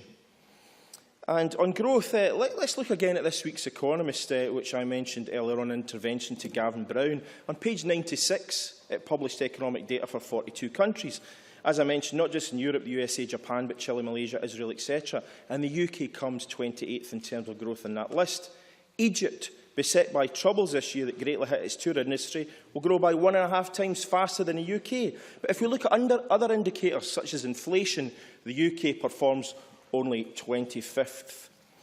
In response to the autumn statement, the Institute for Fiscal Studies reported that the pace of cuts in public service spending will accelerate from 2.3% a year between 2011 and March 2016 to 3.7% a year until early 2019, pointing out that only a third of the promised spending cuts had yet been implemented. The IFS also notes that even further austerity were required to meet George Osborne's various promises, including in the autumn statement, including those on marriage tax allowances, whilst also meeting his pledge to balance the budget by the end of the next Parliament without raising taxes. I'll give way in a minute. I will actually give way to you, Gavin, later on, but I want to make a bit more progress first. Indeed, Paul Johnson, Director of the IFS, said the Chancellor continues to make specific promises on spending increases while stating that it will keep total spending at the same level. He can't keep doing that. In terms of the cost of living, Mr Johnson also states that living standards will, and I quote, surely still be below its 2010 level by the general election. Indeed, page 16, chart 2.1 of the Treasury's distribution analysis to accompany the autumn statement shows that all households will be worse off in 2015-16 relative to 2010-11, taking into account direct, indirect, tax credit, benefit and public spending changes as a percentage of net income. The poorest quintile will be worse off by 3.7%. Earlier this year, the Office for National Statistics also published a report showing that real terms wages are now roughly at 2003 levels. The OBR paints a similarly glum picture, predicting that cuts in government spending over the next 6 years will shrink back to a level not seen since 1948. In the statement itself, Table 1.3 shows a 5.5% decrease in business investment this year, and net trade either falling or stagnating in 6 of the 7 years from 2012 to 2018 inclusive. In 2015, it will grow by an abysmal 0.1%. Of course, the approximately £232 million in DEL consequentials the Scottish Government will receive as a result of the autumn statement will be put to good use by the Finance Secretary, but when the Scottish budget has already been cut by £3.1 billion and capital spending by 26.9% over the piece, these additional funds are frankly derisory, and it's insulting to expect the people of Scotland to be grateful. On the contrary, the Chancellor would do well to follow the lead of the Scottish Government and recognise that an increase in capital spending would bring jobs and prosperity to all parts of the UK by helping to stimulate the economy that has a long way to go before living standards approach pre-recession levels. Yeah, time's going on. I don't want you to miss your intervention. Carry on. Gavin Brown. I'm very grateful. The member may be aware that there were huge increases in capital spending at last year's autumn statement, but it turned out that for a number of the shovel-ready projects, they didn't even have planning permission. Well, you know, Gavin Brown has often criticised the Scottish Futures Trust, but he's strangely silent on the failure of his London bosses on their inability to deliver the UK National Infrastructure Plan, published on 4th of December, which, according to the Financial Times, is making minimal progress. Now, the Labour Party has already pinned their colours to the mast in terms of continued austerity, with Ed Balls claiming that they will be, and I quote, ruthless about cutting public spending beyond 2015, further cementing their undignified lurch to the right. However, the prospectus for Scotland could be even worse in the not-too-distant future. A week past Monday, the All-Parliamentary Taxation Group at Westminster issued a report which said, in the case of a no vote, the Barnett formula must be replaced as a priority with a needs-based formula for inter-regional resource allocation, the best alternative, using the 7 indicators of relative need identified by the Holton Commission. The report is hugely significant, and based on the findings of that Commission, would see Scotland's budget cut by a further £4 billion, equivalent to £1,600 for every income taxpayer in Scotland, while our oil, gas and whisky revenues continue to head south. The behaviour of the Unionist parties on this issue is nothing short of shameless and entirely Janus-faced. To the Scottish people, they say we are better together as part of the UK, while at Westminster they plot to slash Scotland's budget even further than they already have. But there is a better way for Scotland. By securing the economic levers of power for this Parliament, harnessing our vast natural resources, growing our working population, making Scotland a more attractive place to do business, and by ceasing Scottish subsidies to Westminster, we can pursue a fairer and more aspirational future for Scotland. I'm afraid you must close. Support Mr Swinney's amendment. Thank you, Michael McMahon, to be followed by Linda Fabiani. Thank you, Deputy Presiding Officer. Well, I have absolutely no sympathy for their predicament. I do appreciate that it must be difficult being a Tory in Scotland. From the array of arguments that they have to deploy in order to do so, trying to defend the coalition government's record cannot be easy for the Conservatives, or for that matter their partners in crime, the Liberal Democrats. So I can only imagine that it's in their desperation in the face of overwhelming rejection of the contents of George Osborne's autumn statement that they've chosen to ignore reality and bring before us this delusional and perfunctory debate this afternoon. So I applaud Gavin Brown's attempt to validate his government's economic analysis in this self-congratulatory motion, but I would remind him of that committee Tory Dr Samuel Johnson, who said that he that applauds him who does not deserve praise is endeavouring to deceive the public. So despite the case proffered from the Tory benches, the OBR has refused to endorse the Chancellor's self-assuredness and has instead contended that any recent economic and fiscal improvement is entirely cyclical and that growth will slow again significantly in 2014. The OBR... Yeah. I don't want to interrupt his sunny and bright tone to his contribution, but can he recognise that there is some growth and there's predicted to be even more growth rising in the years ahead, and that's something that at least he can recognise? Michael McMahon. Always looking on the bright side, Mr Rennie. I'm just about to come on to that, because the OBR did accept that the economy has expanded by 2.6% in the year to the fourth quarter of 2013, far ahead of its own 1% March projection. But it does not believe that this improvement in growth will carry over into next year with any impetus. Instead, the OBR continues to hold to its prediction that we can expect quarterly growth of 0.5% during 2014. Now, this suggests that the annual GDP increase will peak at 2.7% in the first quarter and slow to 2% by this time next year. So while the coalition partners try to talk up the country's economic position, the country's independent fiscal institution maintains that the Chancellor's claims for the success of his economic strategy are unsubstantiated and that the change that he cites in his defence can be ascribed entirely to nothing more than cyclical strength, with no contribution from better supply-side performance. This, in turn, means that the structural budget deficit forecasts are no better and, in fact, slightly worse than in March, despite falling headline borrowing. So, despite what the Tories say, the OBR analysis indicates that the Chancellor is barely meeting his medium-term fiscal mandate of balancing the cyclically adjusted current budget 5 years ahead, and indeed it predicts that the economic situation will become less favourable, with growth slowing and unemployment levelling off at 7%. Gavin Brown. I don't want to rain on the member's parade, Deputy Presiding Officer, but he said growth is going to slow in 2014. If it's 1.4% in 2013 and projected to be 2.4% in 2014, can he explain how that represents a slowing down? Michael McMahon. Because the rate of growth will be slowing down. It's not a difficult concept. But what we need is counter-cyclical measures in a period of economic downturn, not self-delusional backslapping for the economy doing what most economies would be doing at this point, regardless of government policy in the economic cycle. So much then for the Tories' position, but what about the Scottish Government's? Predictably, their counter-argument to the Tory motion is to resort to the tried and trusted excuse that any economic woes facing Scotland are all the fault of the Constitution, and that only constitutional change will fix the problem. So there they sit, twiddling their thumbs, hoping that economic misfortune will drive Scots into the yes camp next September.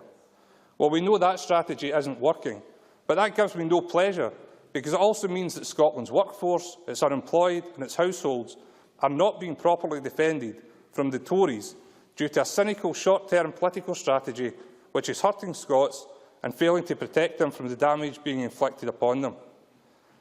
That simply need not be the case, as, for example, under current devolved powers, the Scottish Government already possesses the ability to support the long-term future of important industrial sectors such as manufacturing.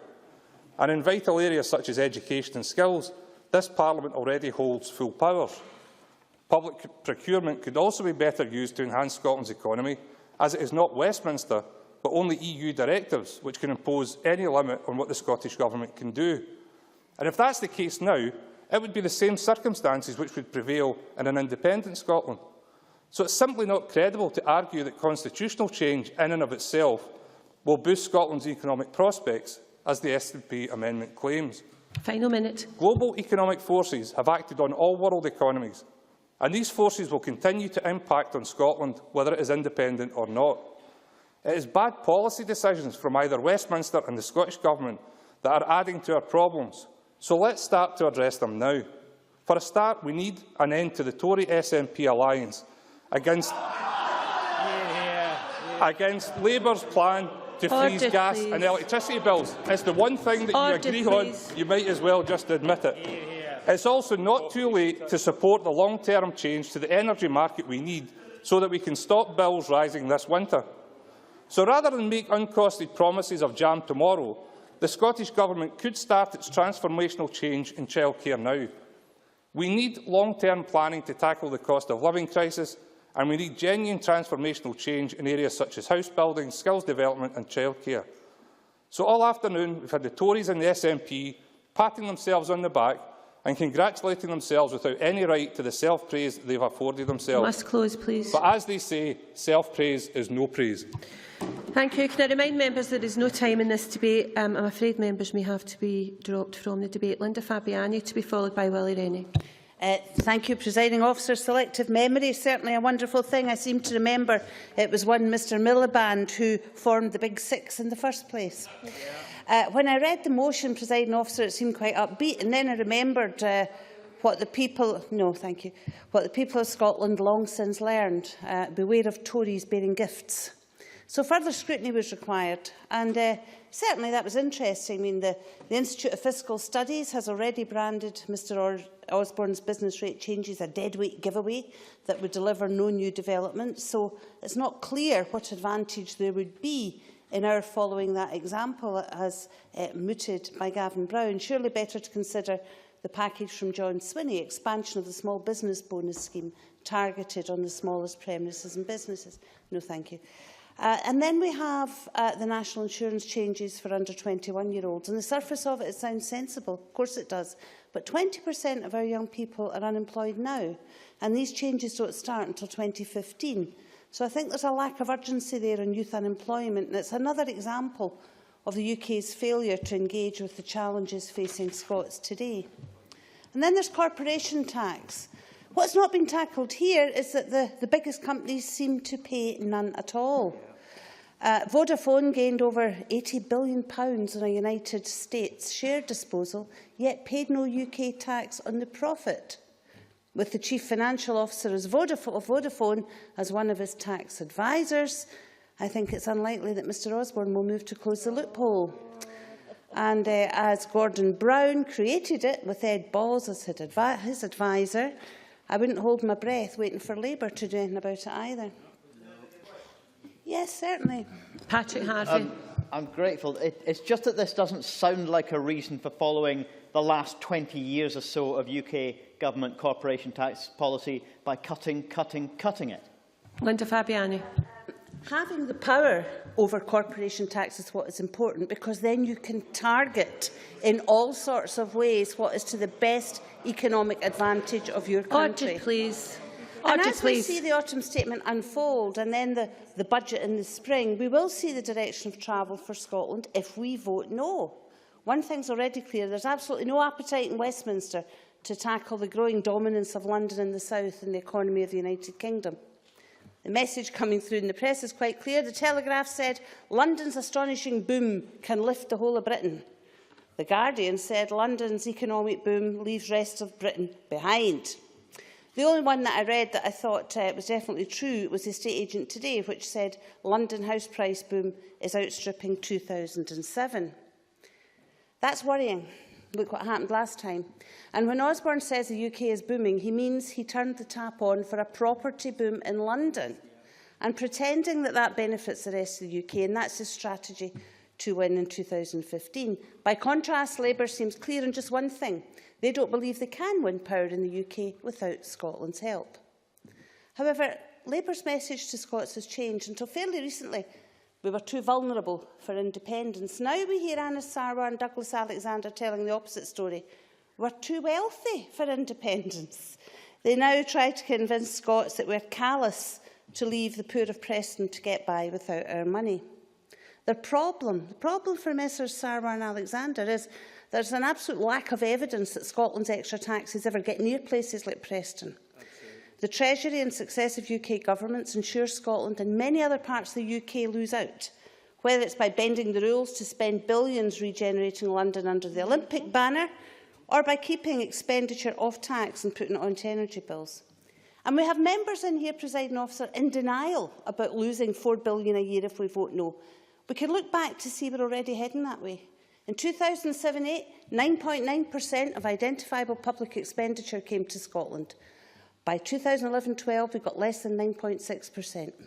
In 2011-12, every part of the UK, with the exception of London and the South, was getting a lower proportion of identifiable expenditure than they received in 2007-8. In real terms, over that period, Scotland lost over £8 billion. The North lost over £500 million, while London and the South received an extra £11.5 billion. Is it any wonder that Boris Johnson is backing Better Together? Can I also say that, talking of Better Together, I was really appalled at the Labour amendment today. Absolutely no criticism of the Tories at all. Final minute. Just having a go at the SNP. It's about time they realise that Scotland taking control of its own resources will mark a break with a UK economic policy that has seen an increasing gap between rich and poor and an increasing gap between the wealthy South and the rest of Great Britain, let alone Scotland. So it's time to tackle that paradox of Scotland having a higher GDP than the rest of the UK, but more poverty and less wealth.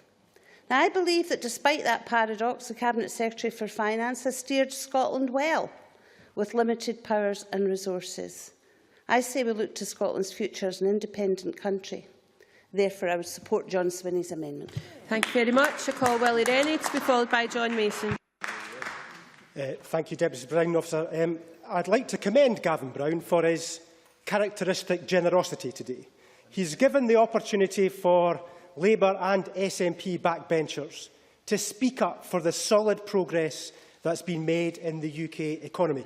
We would have been denied this opportunity to debate the autumn statement if it had been left up to the government's business managers. But thanks to Gavin Brown, we have this opportunity. Although I have to say, most backbenchers don't seem to have seized the moment and have recognised the significant change. Apart from that, that is Linda Fabiani, who seems to be using the opportunity to distance herself right in front of the Finance Secretary's eyes from their corporation tax policy. I'd like to see whether she's going to join others on the backbenches nearer Patrick Harvey than the Finance Secretary. But we should recognise the UK coalition government has stuck to the economic plan set down 3 years ago. Despite the foreign debt crisis abroad, despite the problems with the EU economy, and despite many in this chamber, their denunciation from others, who said that growth would only return if we spent more. Because we stuck to the plan, we are building that stronger economy. Growth predictions for this year have doubled to 1.4%. Next year, growth is forecast to go up to 2.4%. The following 4 years, growth is expected to be 2.2, 2.6, not just now, 2.7 and 2.7% again. I'll come in a second. In fact, the Finance Secretary might like to take the opportunity to recognise that all those warnings that he gave us years ago, that we would not be able to grow the economy without spending more, were not actually true, and he should have believed in us more than what he was saying. John Swinney. In a sense, it's the ground I want to cover with Mr Rennie. He ignores the fact that there has been £197 billion more borrowing required than was set out in the plan in 2010. And actually, to be fair, and I'm always fair in this chamber, the Chancellor is spending more money on capital than he planned to spend in 2010. So the Chancellor is guilty of breaching Mr Rennie's golden rule that there was to be no more spending than what was set out in 2010. Willie Rennie. The Chancellor stuck to the plan. The Finance Secretary wanted him to deviate. He wanted an extra £10 billion worth of spending on top of the extra spending that he has previously condemned. But now he wants to take the credit for what's happening in Scotland, recognising that nothing else, nothing that the UK government has done has worked in Scotland. He lacks credibility on this in any way whatsoever, and I would actually urge him not to intervene again in case he falls into the same kind of trap. Employment is up to 400,000 extra jobs this year. Unemployment is also lower than in 2010, despite the advice from Mr Swinney. And in 2018, it's expected to fall further to 5.6%, matching where Scotland is. Right across the UK, we're getting the benefits of the economic growth. And we've got the lowest proportion of workless households for 17 years. Businesses have created 3 jobs for every 1 lost in the public sector. And it is predicted that 3.1 million more jobs will be created by business in 2019. By far from mass unemployment predicted by Mr Swinney, we've now got a record number of people in work. There is much more to be done. I recognise that, not just now. I recognise there is much more to be done. But I'm glad that the UK Government did not listen to many of those in this chamber who wanted us to deviate from that plan because they said it would not work. Not just now. But there are new measures because we recognise there's more work to be done. The National Insurance contributions, abolition for under 21-year-olds, the extending the City deal to Glasgow, and I hope the Scottish Government embrace that as well. The £10 million for the Shetland Islands, the £10 million for the Higgs Centre in Edinburgh, money for the huge wind farm in the Outer Forth Estuary, the Ineos plant at Grangemouth, and the Countess Wells in Aberdeen, not just now. This is on top of the cancellation of Labour's fuel duty rise. It's also money for free school meals, the energy reduction by £50, so much more, including the tax threshold increase that has reduced the tax for hard-working people. But the crucial thing in this autumn statement is the opportunity that it's given for 2-year-old children. Now, I think everybody in this chamber now supports expanding quality early education for 2-year-old children. A year ago, I wasn't so sure that there was that support. There were some foresighted individuals in the SNP backbenches like Bob Doris who had spoken up for this change. For the budget last year, I prepared my costed plan, went to Mr Swinney to try and persuade him of the merits of the case. But I have to admit I was despondent when he did not agree to those reasonable plans. And he described it as an honest disagreement about where the focus should lie. Therefore, you can imagine my delight, my genuine delight, with a change of approach in the government's white paper. They have now endorsed what Bob Doris and I have been saying for some time. And now, with perfect timing, the coalition government provides the money to fund it through the Barnett consequentials. We don't even need to wait for the taxes to come back in. We can get on with it now. I'm afraid you must close. I am looking forward to my annual discussion with John Swinney on the budget. I may even take Bob Doris with me. Before I call John Mason, Neil Bibby, once again, I have to appeal to the Chamber and members to try and take less than 6 minutes and certainly not more. John Mason, to be followed by Neil Bibby. Thank you, Presiding Officer. We certainly see a lot of optimism in the Conservative motion today, but still, I think, frankly, very little evidence and hard facts. Well, we will see what actually happens in due course. But having been on the Finance Committee for some time now, with both Mr Gibson and Mr Brown, I think we have looked at various projections by the OBR, and I think we do need to take some of their optimism with a pinch of salt.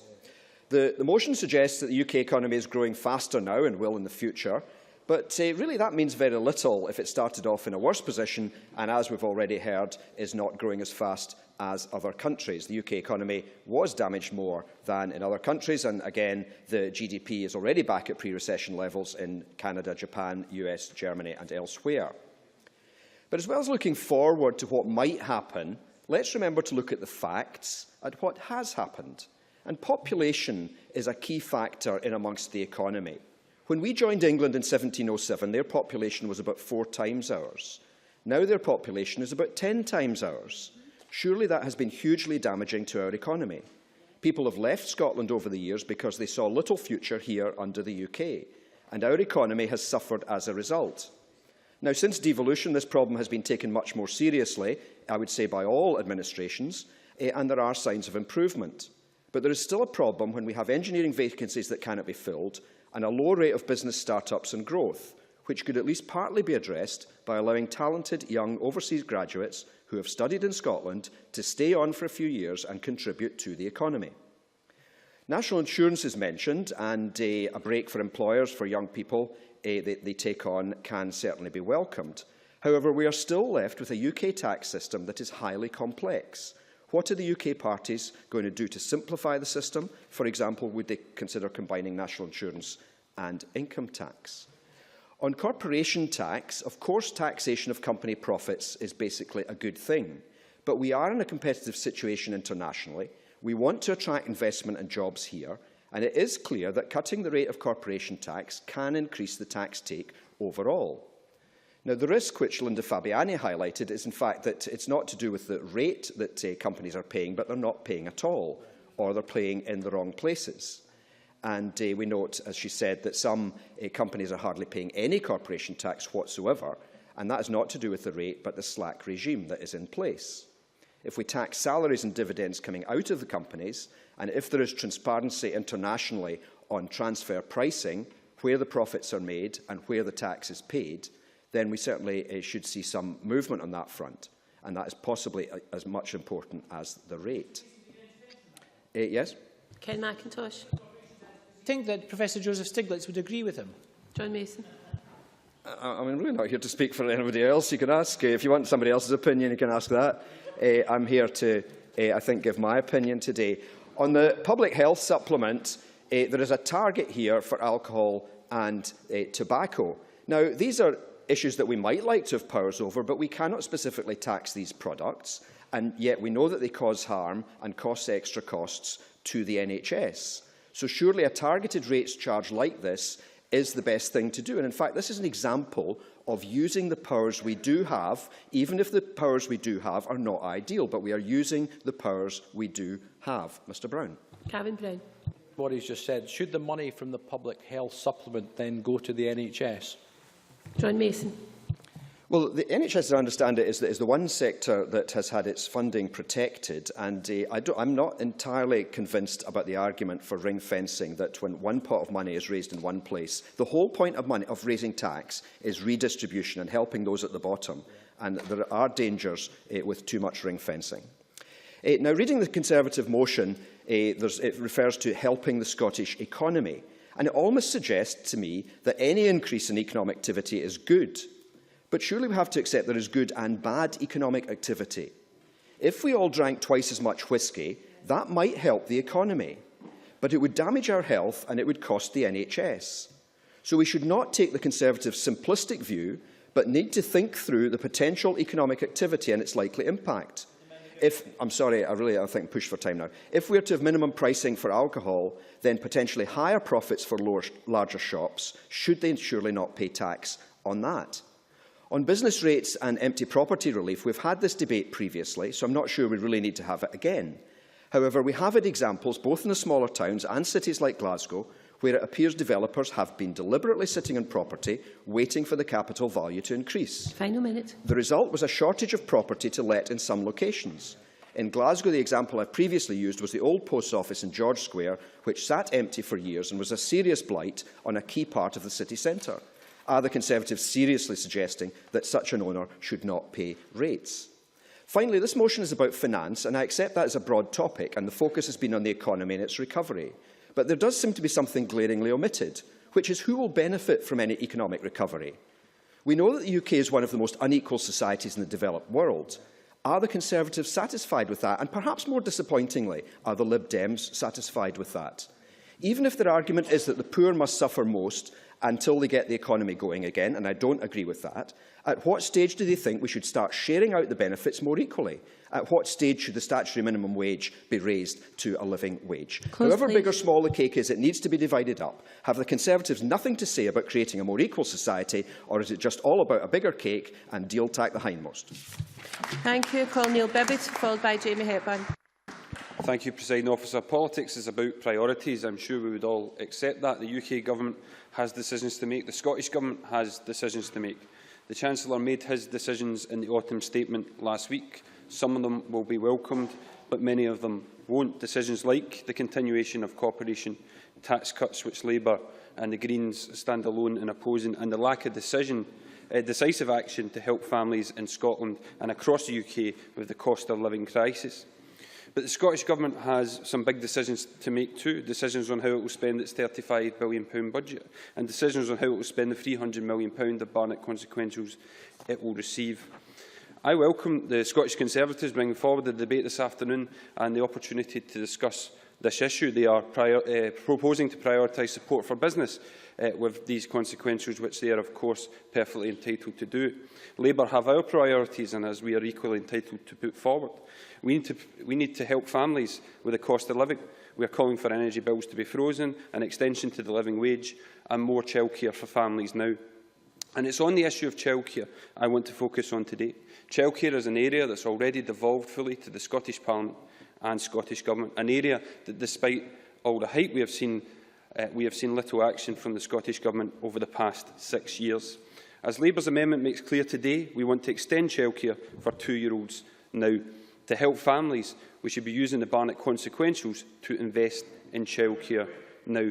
I'm happy to give way, and Mr MacDonald could perhaps tell us if he agrees with my call to invest that money in childcare. Matt MacDonald.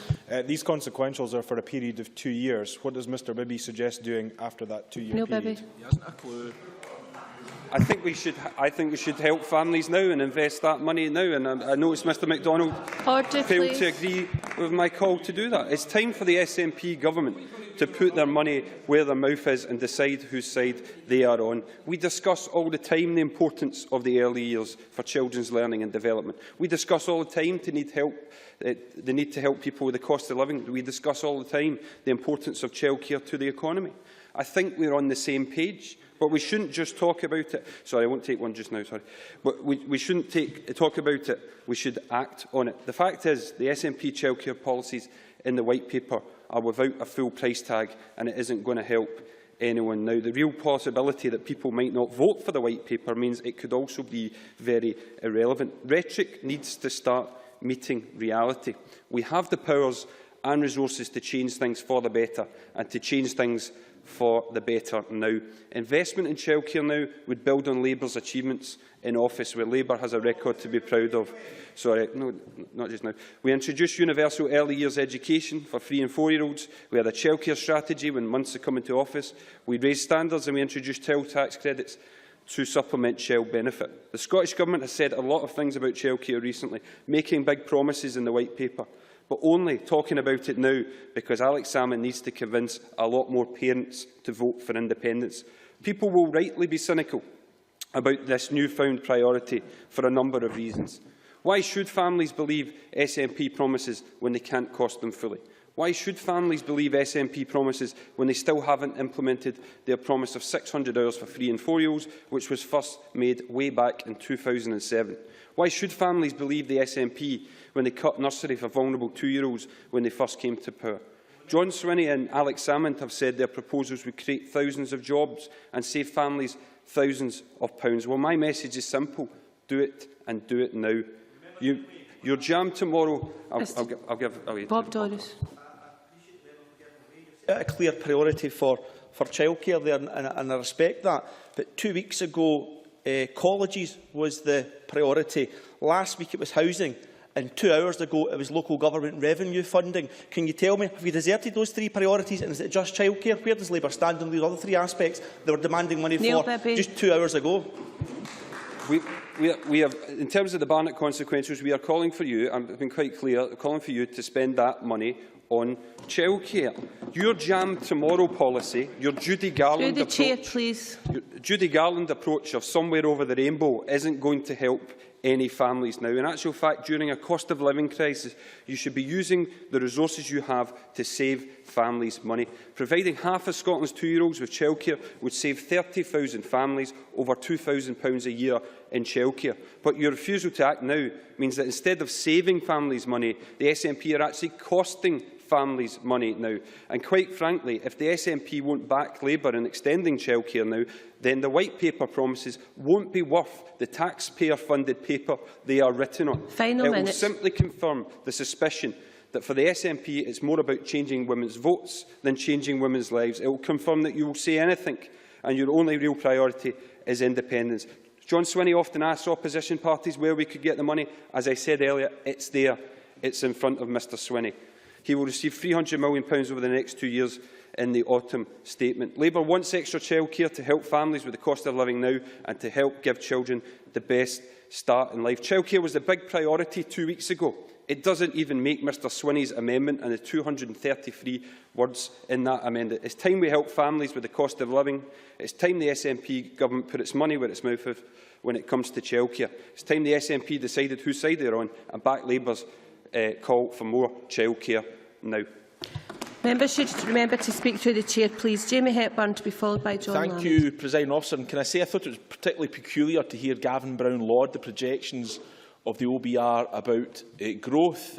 Much of his amendment and indeed his contribution was along that vein, because time and again OBR projections have to be revised because they've proven to be wrong. Mr Brown is on the Finance Committee with me, and these matters are constantly brought to our committee's attention, so I'm surprised he's not taken that on board. And just last week we had Professor David Bell, someone who Gavin Brown is not shy of latching onto if he says something that agrees with him, something that suits him. Professor David Bell provided the Finance Committee written evidence to say that the OBR does not have a good record on projections. Gavin Brown was there and he seems to ignore the views of Professor David Bell in relation to the OBR's track record. But if we were relying on the OBR, then I think we have to look at what they've been saying over the piece. The latest OBR forecast says that by 2015 the UK economy will be 7.5% larger than 2010.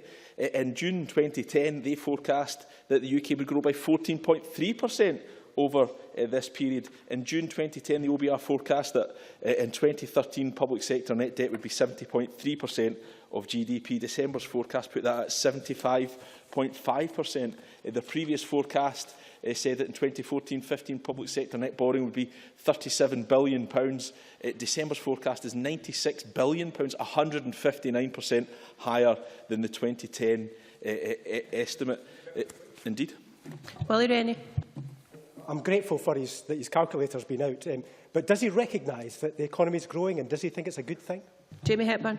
Just to be clear, Mr Rennie, it's not my calculator, it was the OBR's calculator. Given that we were hearing such good things about the OBR earlier from Mr Brown and indeed yourself, Mr Rennie, although to be fair to Mr Rennie, presiding through the chair, I beg your pardon, Presiding Officer, given that we're hearing earlier from Mr Rennie such good things about the OBR, I think he can at least be forgiven because he's not on the Finance Committee, so he doesn't see these updates regularly. I would have thought it was well placed to put these matters on the record. And if we're going to laud the OBR, we have to reflect that growth has failed to reach their previously predicted figures, and debt and borrowing is higher than previously predicted. And I thought it was interesting to hear Mr Brown suggest that external factors were to blame. He talked about the euro crisis, but surely I think any person in the street could tell you that the austerity agenda has to have contributed to the failure to match previous predictions. And let's not forget that is an agenda that has seen some £3.1 billion cut from the block grant and a 25%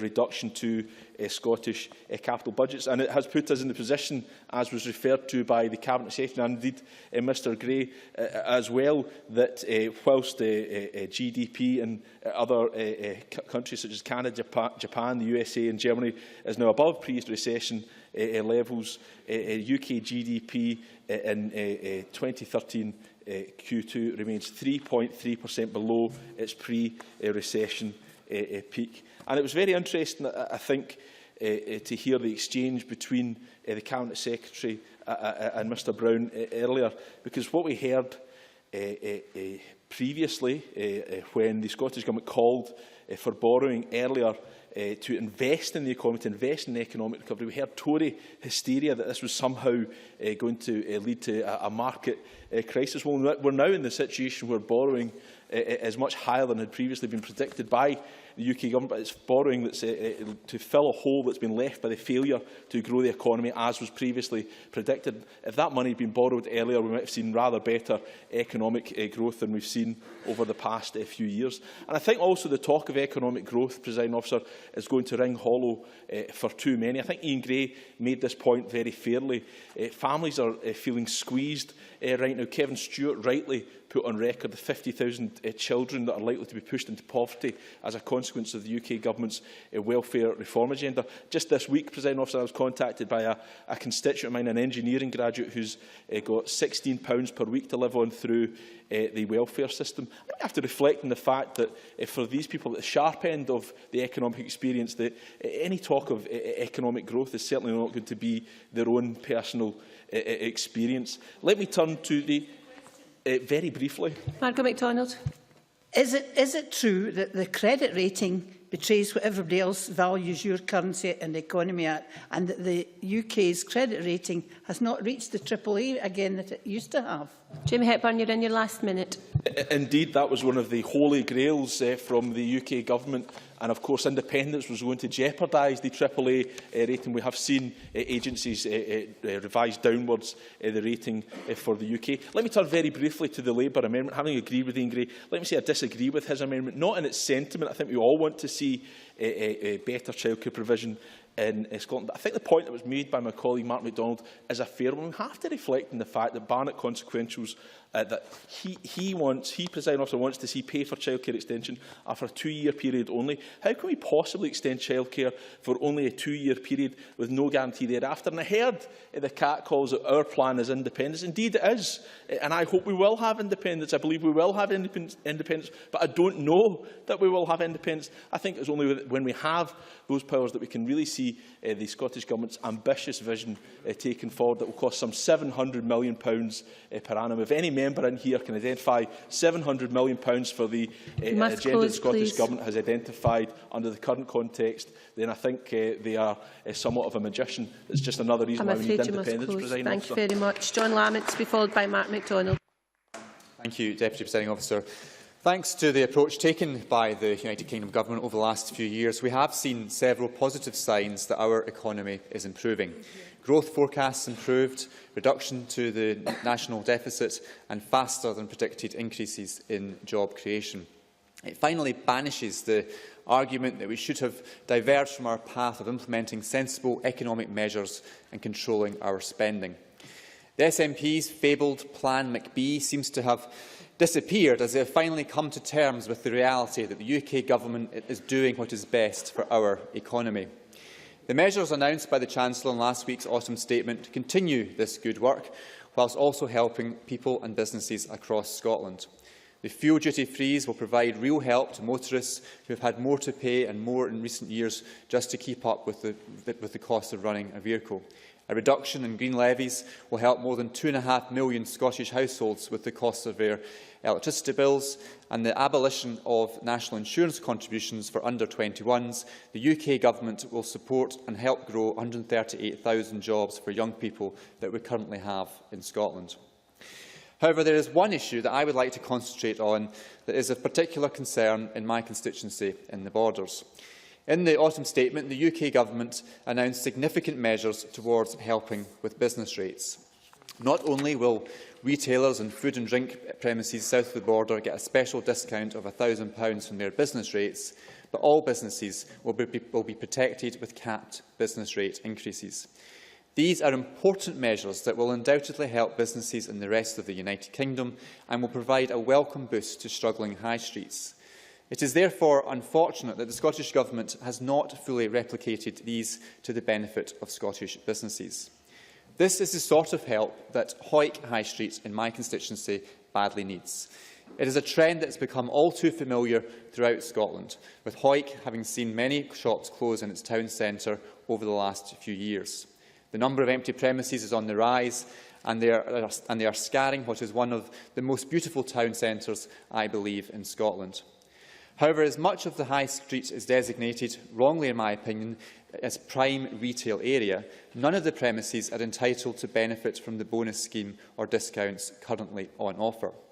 I have been contacted by many local businesses asking for help with their rates, and I in turn have been in contact with the Cabinet Secretary raising these concerns, but so far the Scottish Government has been unwilling to take action. Something can and must be done to help them.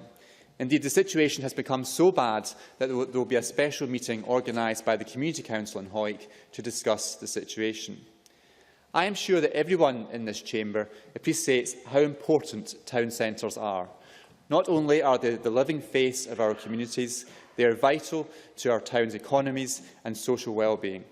They influence how people experience and relate in their local area, and they remain the place in our communities where people meet and interact. We do not need any surveys or statistics to know why our high streets are so popular with our constituents. Local residents recognise the importance of town centres and the importance that they have to play, especially in our more historic market towns. The next few weeks will be a nervous time for these retailers. The Christmas rush will represent the busiest time of their year for many small businesses. They know that if they don't achieve good sales this month, the rest of the year will be a struggle. With online retailers taking more and more business away from our high streets, the nature of our town centres is starting to change. The Scottish Government, need to acknowledge this change, and the onus is on us to do something to help. However, high streets such as the one in Hawick have received little help from the Scottish Government. It is now up to the Scottish Government to recognise the problems which Hawick and other town centres across Scotland face, and to start using the powers already at their disposal to provide real help to our retailers and to our high streets. The businesses in my constituency cannot afford to wait any longer for action to be taken, and I would urge the Scottish Government to sit up and to take notice of these growing concerns before it is too late. Thank you. Many thanks. I call Mark MacDonald to be followed by Ken Macintosh, after which we must move to 5-minute speeches. Thank you very much, Presiding Officer. And, I think some of the people who I represent would look on this debate and look at the glorification of the Osborne approach by Gavin Brown with a mixture of incredulity and bemusement, because for so many of the people who I represent, the reality that Gavin Brown talks about just doesn't seem to be the reality that they experience. And I noted with interest during the Donside by-election, when the Conservatives campaigned, they stayed well away from the communities of Middlefield, of Woodside, of Printfield, of Firsands, areas which are feeling absolutely the sharp end of Conservative welfare reforms. They stayed well away from these areas, lest they actually have to see what the impact of their policies is on everyday people's lives. And I was interested that during his contribution, Gavin Brown talked about how good the Chancellor's budget will be for the retail sector, and then tried to suggest that all of the pressures that the retail sector are facing just now are the fault of that nasty Mr Swinney and his policies in a Scottish Parliament. But yet, when I raised with him the very real point about the 20% VAT hike, no consultation with business about the 20% VAT hike, he skated over the prospect of that having any role whatsoever in the very real pressures being faced by businesses. Well, certainly businesses who I represent and who I talk to are feeling the sharp end of that, particularly smaller businesses for whom the margins are tight. And I'll come back to talk about small businesses. A little later on, and that's why the retail levy issue that he raised was one which I do not recognise as being a wider concern among the people who I represent, or indeed the businesses that I represent in my constituency. No, not at this time, Mr Fraser. Thought that might have been obvious by the fact I wasn't taking you in. And Mr Rennie spoke about the record number of people in work, and that was interesting in the sense that at the same time as he was saying that, I remembered the Joseph Rowntree Foundation's findings of just a few days ago, that we are now in a position where we have more households in work who are in poverty than we have households who are not in work in poverty, the first time that that has been recorded. So that says to me that while Mr Rennie can laud the fact that more people are in work, it is not simply the fact of being in work that gives people that opportunity to escape poverty. And in-work poverty, and in particular the reliance of people who are in in-work poverty on benefits, is something which the UK Government is spectacularly failing to tackle by driving forward better wage and employment standards, which would allow for people to escape that in-work poverty, would then have the consequential impact of reducing the burden that Mr Rennie and his colleagues are so keen to reduce in terms of the welfare budget, and therefore would be a win-win situation. Wouldn't that be a good thing, Mr Rennie? I mean, I've never heard him praise the Liberal Democrats and the UK Government for raising the threshold to £10,000, which would help the exact people that he's claiming to represent. If I had heard him praise that policy, he might have a bit more credibility, but he never has. Mark MacDonald. Mr Rennie is so adept at praising his own party's role in the UK Government, but at the same time he will know that the analysis, the independent analysis which was undertaken, stated quite clearly that those tax changes were essentially nullified by changes to the benefit system and other economic policies which would simply have a negative impact on those at the lowest end of the income scale.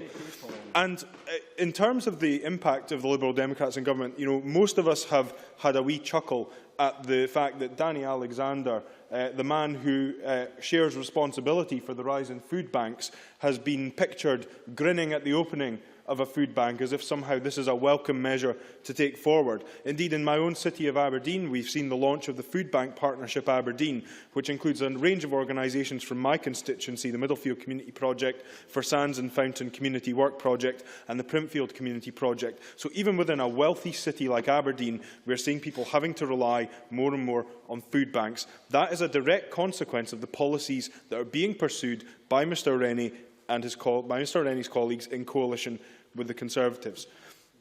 Now, I mentioned the small business issue, and I want to talk about the small business bonus scheme because for all that the Gavin Brown lauds the impact of his UK government's policies in terms of the retail sector and the business sector, small businesses in my constituency praised the small business bonus scheme. Indeed, during the Donside by-election, the Cabinet Secretary and I visited one of those small businesses, Oddstar Florists in Dice. We met Audrey Ross, the owner of the business, and she spoke about the fact that thanks to the savings that she has accrued through the small business bonus, she's been able to invest in her business, invest in a new vehicle for her business, and also to ensure that during the tough times, her business was not completely, but at least partially insulated from some of those impacts, thanks to the measures that the Scottish Government Can you bring your remarks to a close, Mr MacDonald? Lastly, all I would say is that there's a lot of talk on that side of the chamber about relying on the OBR as some sort of independent, forward-thinking guru.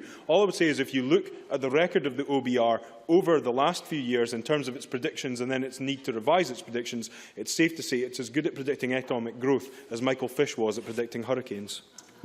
Ken McIntosh, followed by Bob Dora.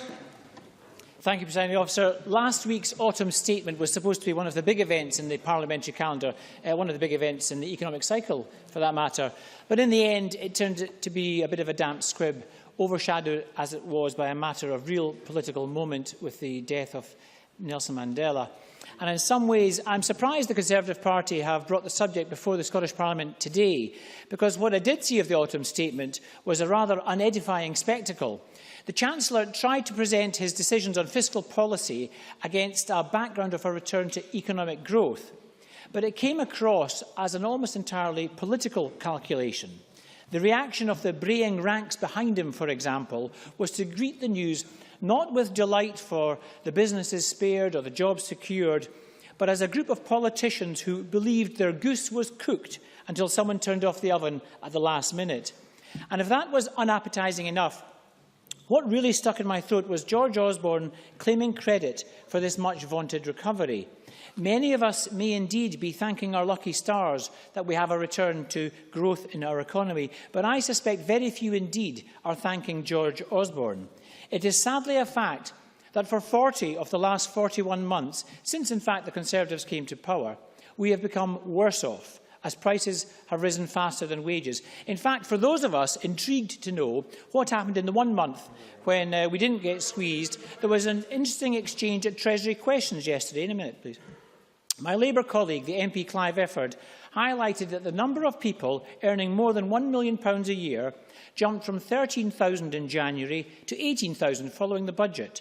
As he pointed out, this meant that their combined income rose from £27 billion to more than £47 billion. He then asked, is that the reason why April was the only month in which earnings rose above inflation? And I note, Presiding Officer, that the question was not denied by the Treasury Minister. Perhaps Mr Johnson can answer it. Alex Johnson.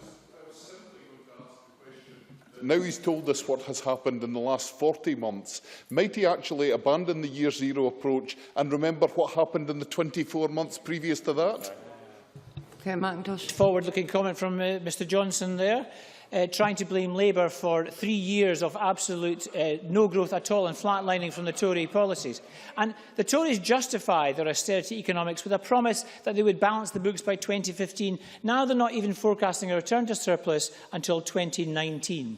The Chancellor proudly boasted that the autumn statement is fiscally neutral, but it's certainly not socially, economically or politically neutral.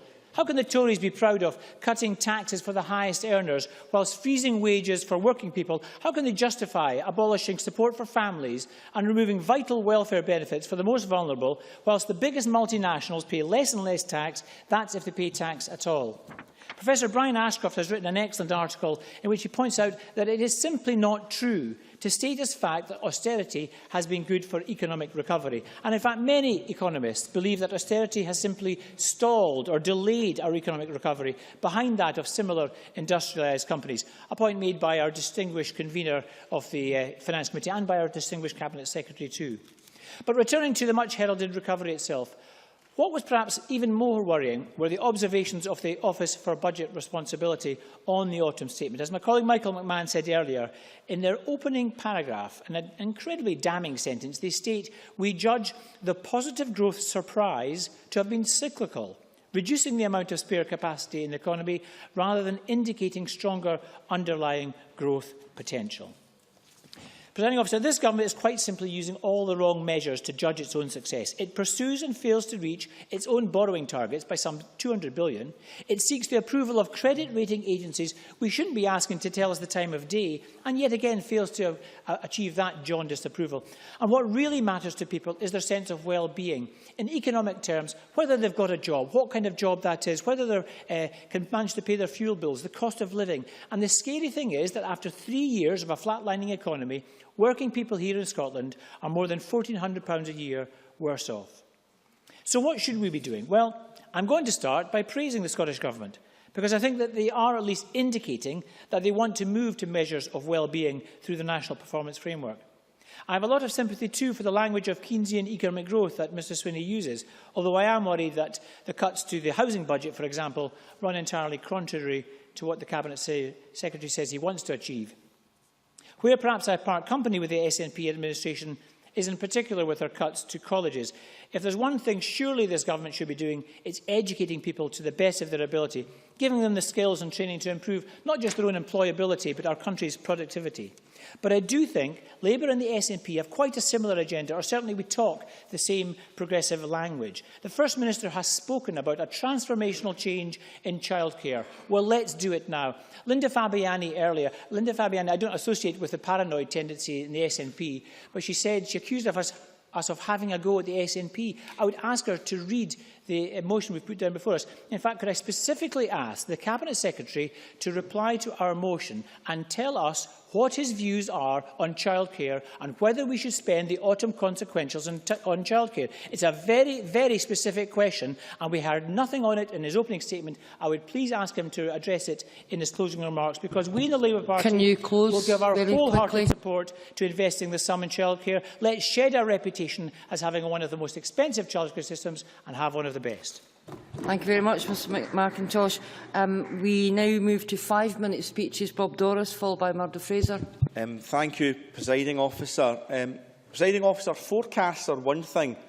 Realities are something very different indeed. So a UK Government target, as we've heard in 2010, to grow the economy has been dramatically missed. And as a result, UK Government borrowing will be £197 billion higher by 2016 than it otherwise would have been. That's factual. That's the reality.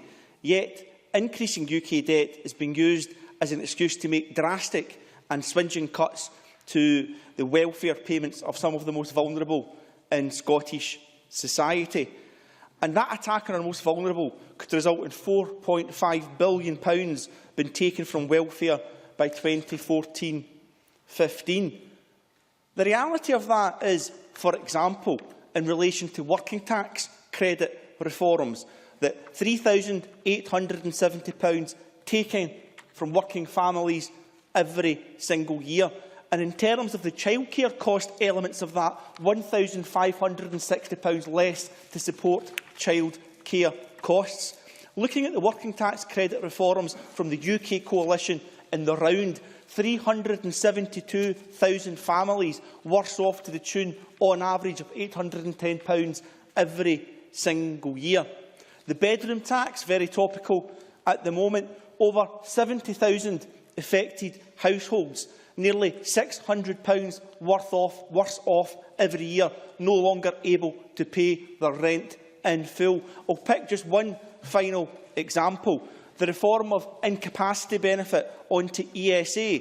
That's affecting 144,000 people, to a tune of, on average by 2016, £3,480 every single year. Now, that's wrong for a number of reasons, a number of ethical and moral reasons, quite frankly. But it's also wrong in terms of economic reasons. These people in my constituency and across Glasgow and across Scotland, they spend money in the real economy. They don't hoard money. They don't invest money. They spend it in the local cafe. They spend it getting a bus into the town centre to see if they can get a bargain, get some clothes for their children. They spend it in the real economy. So these cuts are wrong in so many levels, but they actually directly take money out of the economy. It's wrong ethically, but it's also wrong in business terms. Presiding Officer, the way to cut the welfare budget is to get people into meaningful work.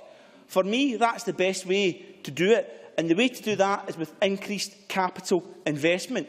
Between 2010 and 2016, there was a 26% cut to Scotland's capital budget. That's £927 million. Now, a huge number at first glance, but put that number beside the £197 billion additional UK debt due to the Conservative-led coalition's mishandling of the economy, and it very quickly actually pales into I'm sorry, I've only got 5 minutes, Mary, my apologies. It pales into insignificance. However, every £100 million invested in capital projects can generate £160 million of economic activity and support 1,400 Scots into work in a year.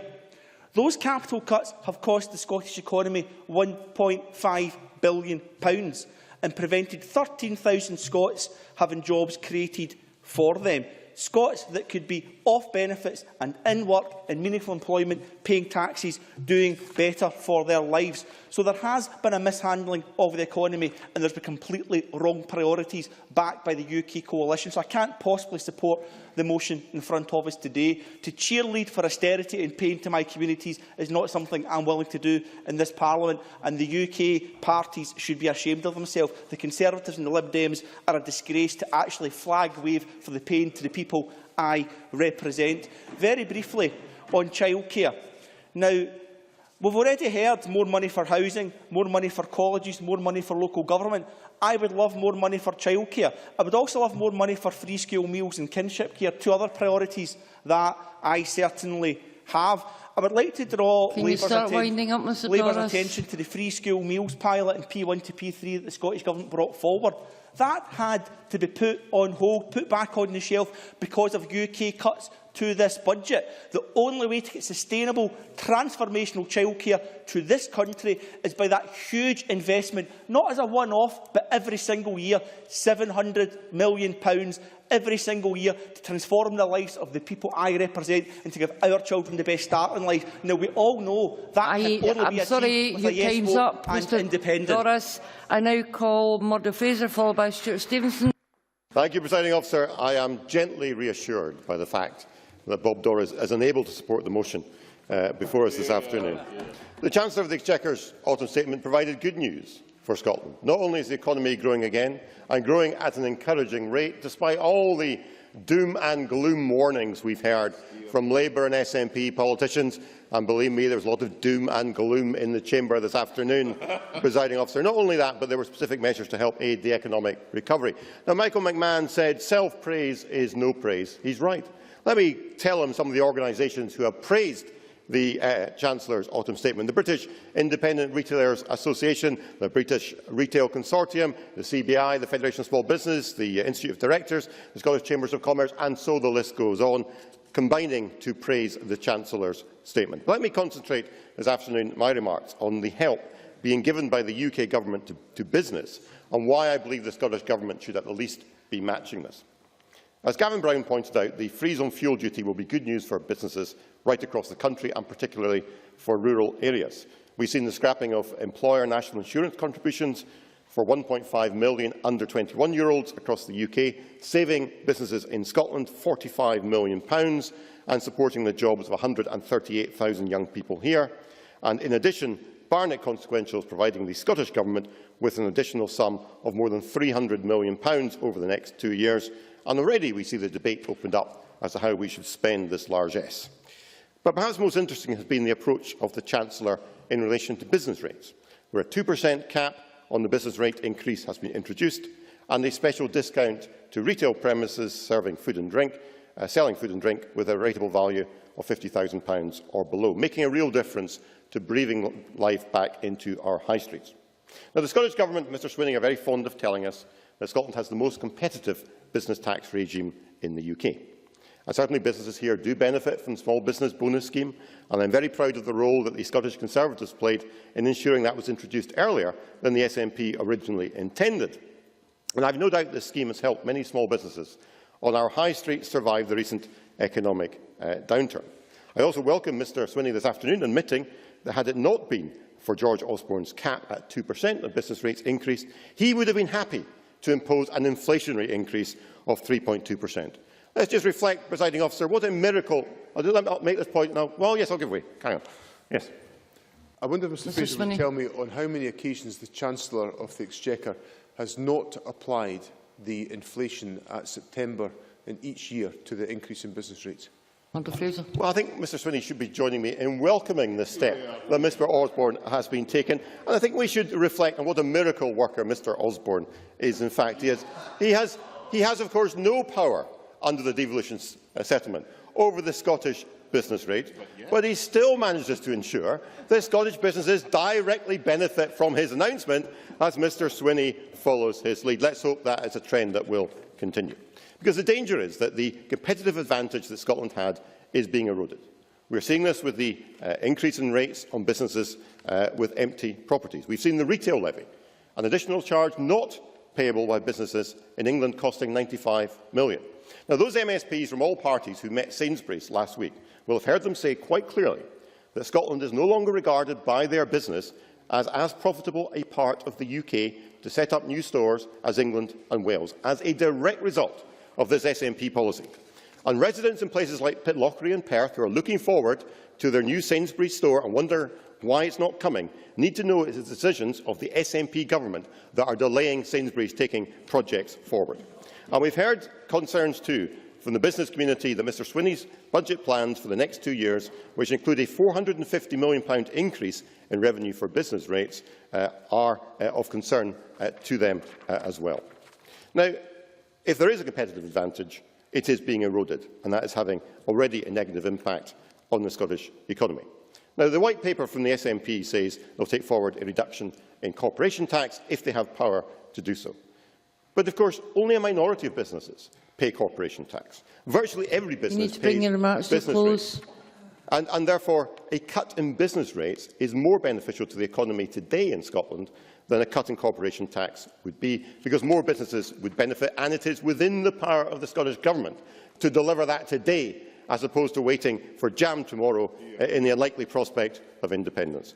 Presiding officer, I think the Scottish Government should be taking action today to help Scottish businesses. We don't want to lose our competitive advantage within the UK.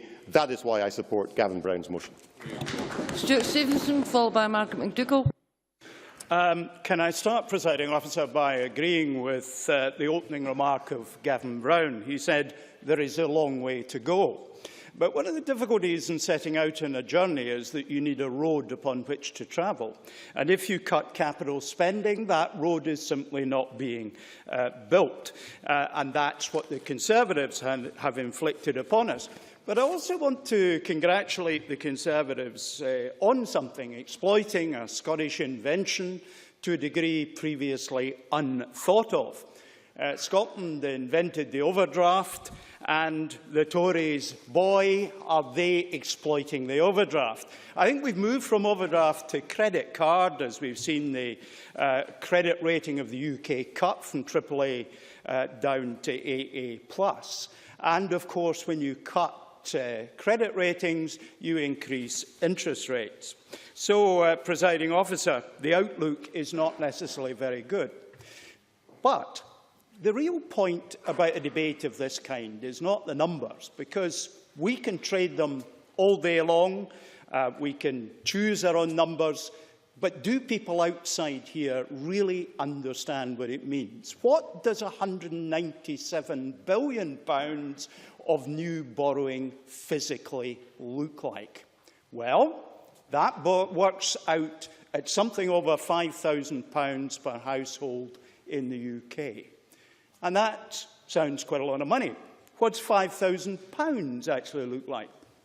Well, if you take a pound coin and you make a pile of pound coins, that £5,000 reaches the ceiling, or alternatively, it goes all the way across horizontally to my colleague Alec Ferguson. So it's a big lot of money.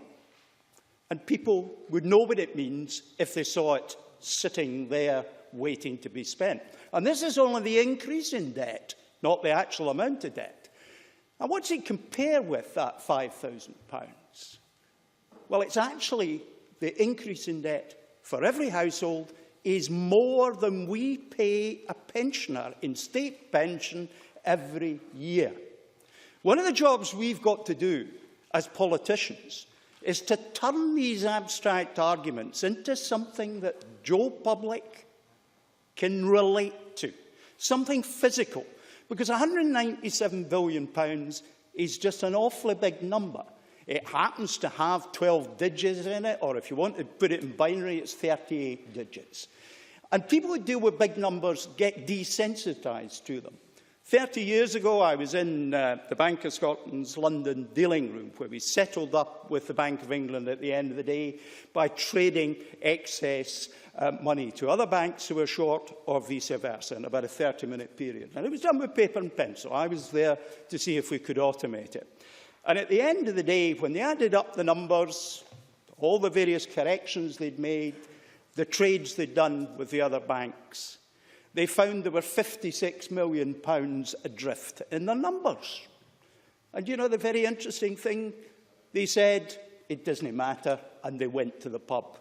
Because when you deal with big numbers, you get desensitised to the numbers.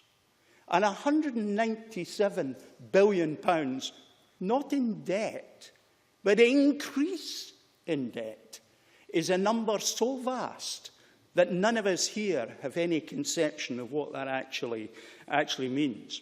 Now, Sam Goldwyn said once that prediction is a risky business, especially about the future.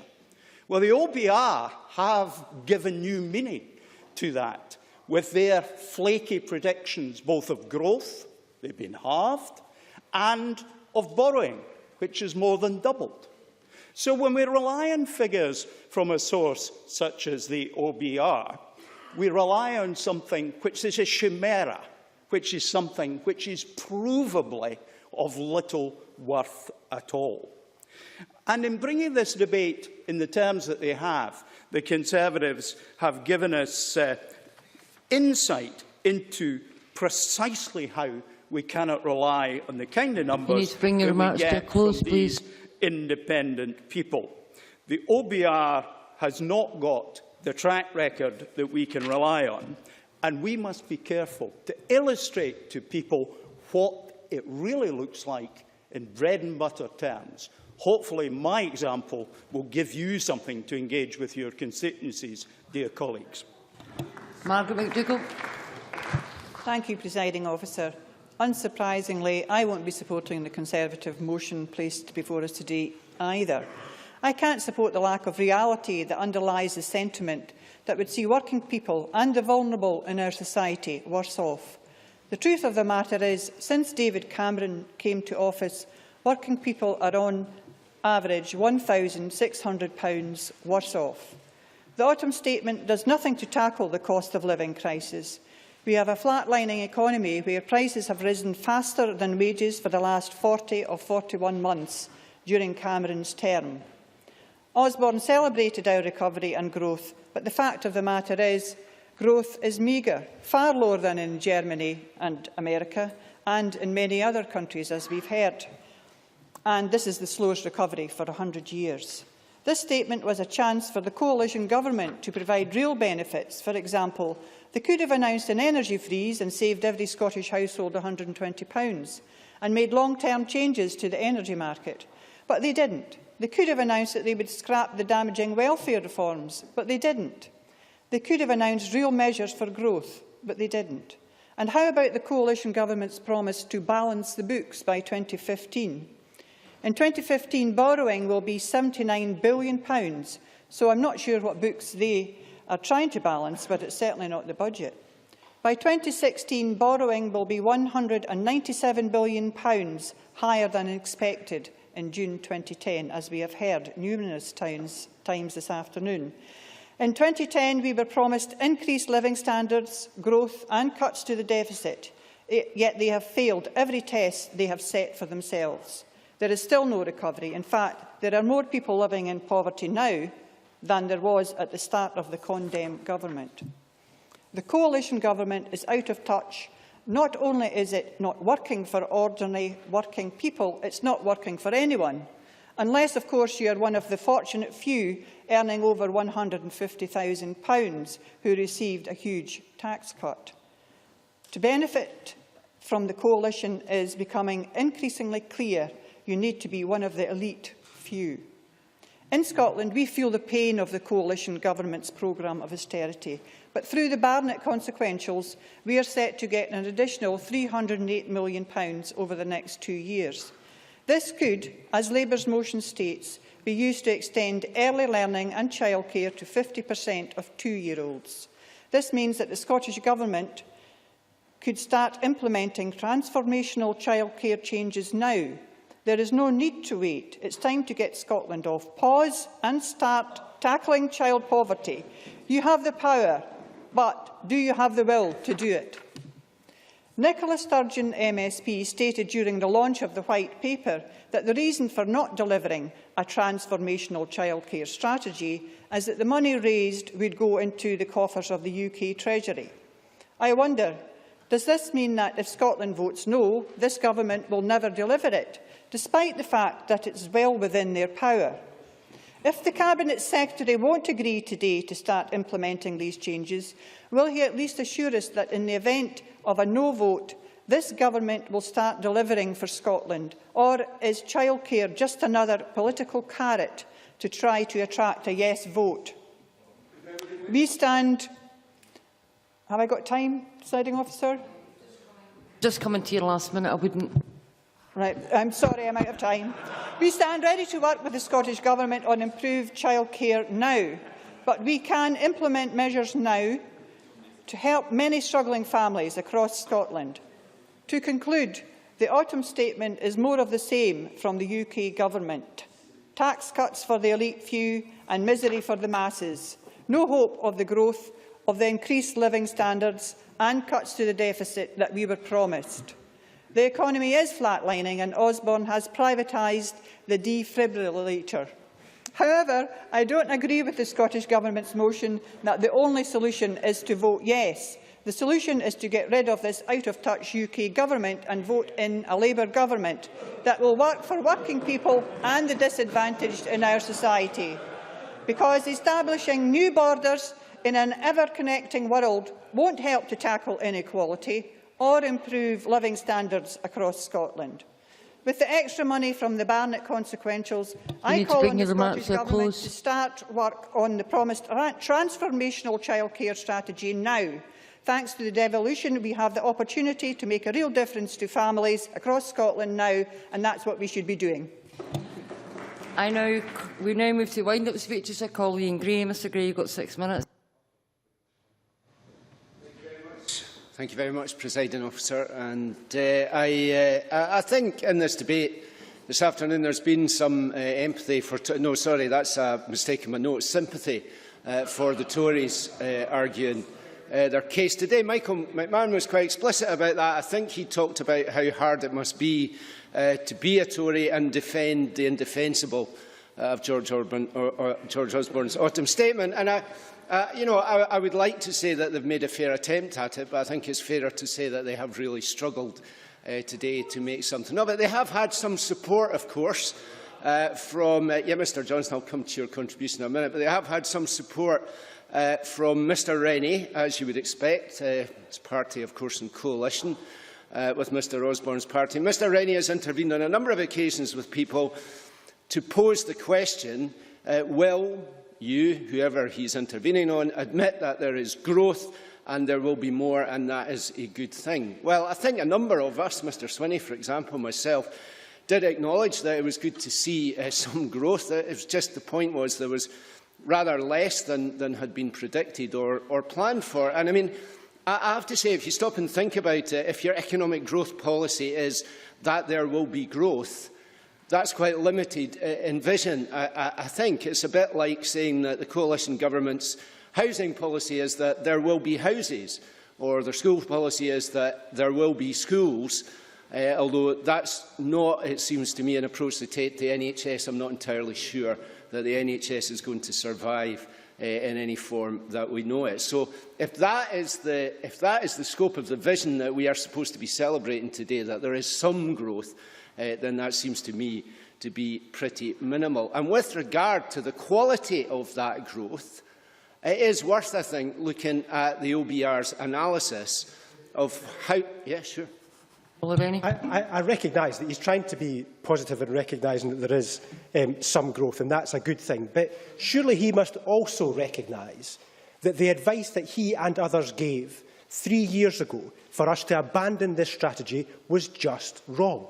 Well, I don't accept that, because the OBR make the point about how that growth has been achieved. And in their view, they say that the growth which Mr Rennie has celebrated is driven by increases in house prices and consumer spending from savings, and that is not sustainable. That is not sustainable. And the alternatives which we have argued for, or my colleagues have argued for in Westminster, were aimed at creating sustainable growth in the economy. I think Conservative members opposite have struggled sometimes with justifying some of the positions, and I was particularly struck by a couple of exchanges around the welfare reform budget, because, of course, there were significant reductions made to the welfare reform budget, or proposed in that autumn statement. And it does rather go to the core, I think, of the fallacy of success here. Mr Brown said that the welfare reform budget is going up, but it's going up less than it would have without the austerity programme. That is not the case. The welfare reform budget has gone up, well, on ESA alone by almost £3 billion more than Mr Osborne predicted, and housing benefit has increased by £2.7 billion more than was predicted. And the reason for that is exactly because of the austerity programme, the fact that so many people have been thrown out of work, and the squeeze on wages, which has led to people qualifying for and claiming more housing benefit. But I thought that the kind of desperation in justifying the Tory position probably reached its nadir from a sedentary position when Alec Johnson, in response to, I think, Mr Swinney talking about borrowing, said, "We're borrowing less." Mr Johnson, the fact of the matter is that George Osborne has borrowed more in the last 3 years than the Labour governments did in 13 years of government. He is not borrowing less. He's borrowing £200 billion more than he planned to.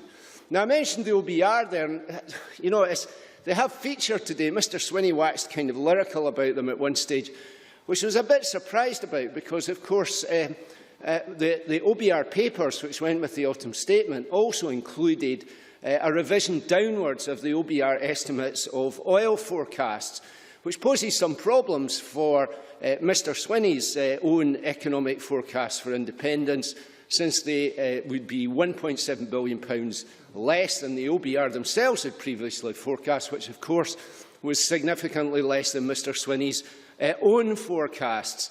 But I was even more surprised when Kenny Gibson went further and quoted the IFS as evidence. Some weeks ago, when they published this report on Scotland, did the rounds of the TV studios with some of his colleagues who were coming close, I think, to painting the IFS as some kind of satanic cult. If you quote the IFS, I think you have to accept that, yes, they say there's a bleak picture for the UK, but they also say the picture for Scotland is bleaker still, and an independent Scotland would require tax cuts or significant cuts in the last minute. You're in your last 20 seconds, Mr Gray. Or significant cuts in order simply to stand still. But the most striking thing, of course, about today's debate was the fact that almost none of the SNP members mentioned their key policy of childcare, even in the passing. And I think there could be no greater demonstration of the truth that this is a desirable policy being held hostage to a yes vote. And there is no way for a responsible government to act with the future of the young children of our country. They have an opportunity to extend childcare now. They have the resources to do it, and they should take that decision. I now call on John Swinney, Cabinet Secretary. You've got 8 minutes. Presiding Officer, this has been a very interesting afternoon, and if I have any feedback to offer to Mr McMahon about his speech, it's perhaps to not spell it out quite as bluntly with his introductory sentence about the delusional motion of the Conservatives. It was quite strong for the faint-hearted in the chamber this afternoon, but it did give us a pretty fair assessment of, I think, one of the themes that's run through the debate, which has been the fact that Mr Rennie's been manfully sticking to this line all afternoon, that the Conservative and Liberal government has stuck to the plan. If the Conservative and Liberal government had stuck to the plan, they wouldn't have borrowed £197 billion more than they planned to borrow in 2010, because if the plan was so successful, we would have had, apparently, 5.9% more growth by 2015, and we wouldn't have had to borrow this £197 billion. So we simply, I'm with Mr McMahon on the importance of having a realistic debate about the levels of growth. I'm also with Mr Gray on the fact that, and I think to be fair actually, people have welcomed the fact that there is growth coming back into the economy, and I was setting that out in the budget statement in September. Mr Brown was somewhat less charitable about the growth achievements that were coming in Scotland at that time, but I'm quite happy to acknowledge that growth is coming back into the economy. That's what we've been arguing for, it's what we've been pressing for. We just would have liked to have seen it a bit earlier in the process. Now, let me make a few remarks about business rates, Presiding Officer, because it's been a major part in the discussion. I may have misheard Mr Lamont, and if I have, I'll amend the record today. But I think Mr Lamont said that no business in Hoyk High Street benefits from the small business bonus scheme. He's shaking his head, so maybe I didn't mishear him, because there are 863 properties in Hoyk, with commercial properties in Hoyk, with rateable values under £18,000. That will be part of the 3,580 properties in the borders that have saved £23 million in business rates since this government introduced the scheme. Of course, I thank the Cabinet Secretary for giving way. Just to clarify, the area of the High Street which is designated prime retail, which is a large part of the High Street, does not benefit from any of the discount schemes or incentive schemes, and that is the part of the High Street that I was identifying where was a real problem, and that is where most of the empty units are.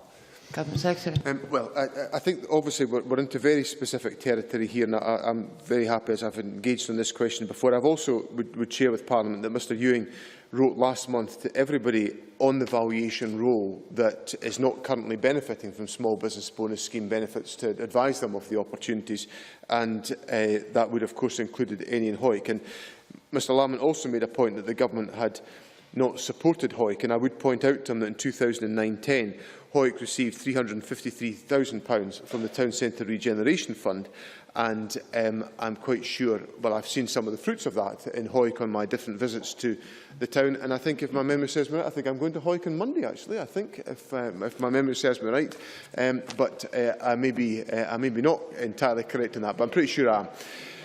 So if Mr Lamont wants a chat over a cup of coffee in the heart of Hoyk, I'm quite willing to allow him to stand his hand on that occasion to do that. If it's here we go. I thank the Cabinet Secretary for taking my second intervention. I'd be happy to meet the Minister to discuss the empty shops, and perhaps either at my office on the High Street or the heart of Hoyk, or one of the other wonderful institutions in that wonderful town. Well, I can't. I've now had the opportunity to check my diary, and I am in fact going to be in Hoyk on Monday morning, so I will make the commitment. I can't say that I could possibly bring myself to grace the door of Mr Lamont's office. I think the heart of Hoyk seems a sensible compromise in the process. Now, on the issue of business rates, the Conservatives have advanced an argument about the fact that we should replicate all that's been put forward by the Chancellor in his budget statement. And I want to just turn that argument round and just pose the question, should I have replicated all that the regime in England has delivered over the business rates regime was the term I was using, in the last few years? Because if I had, small businesses in Scotland would not have benefited from the £15,000 on average saving advantage that they have had as a consequence of our measures. So I just simply put it to the Conservatives that this government has been in a leading position about the delivery of business rate support over a much more consistent period than the arrangements south of the border. And that is what has given the Scottish economy that competitive advantage. And on the public health supplement, let's also get this into perspective. There are in total 240 premises out of 220,000 commercial premises in Scotland, 0.1% of all premises in Scotland that are paying the public health supplement, which of course comes to an end in 2015. So I do think we've got to bear these points in mind when we look at the question of competitive advantage. Of course, I wonder if Mr Swinney can tell us, has he himself been told by Sainsbury's what they told some of us at a meeting last week, that they no longer find Scotland as attractive a place to invest in for new supermarkets as England and Wales? Cabinet Secretary.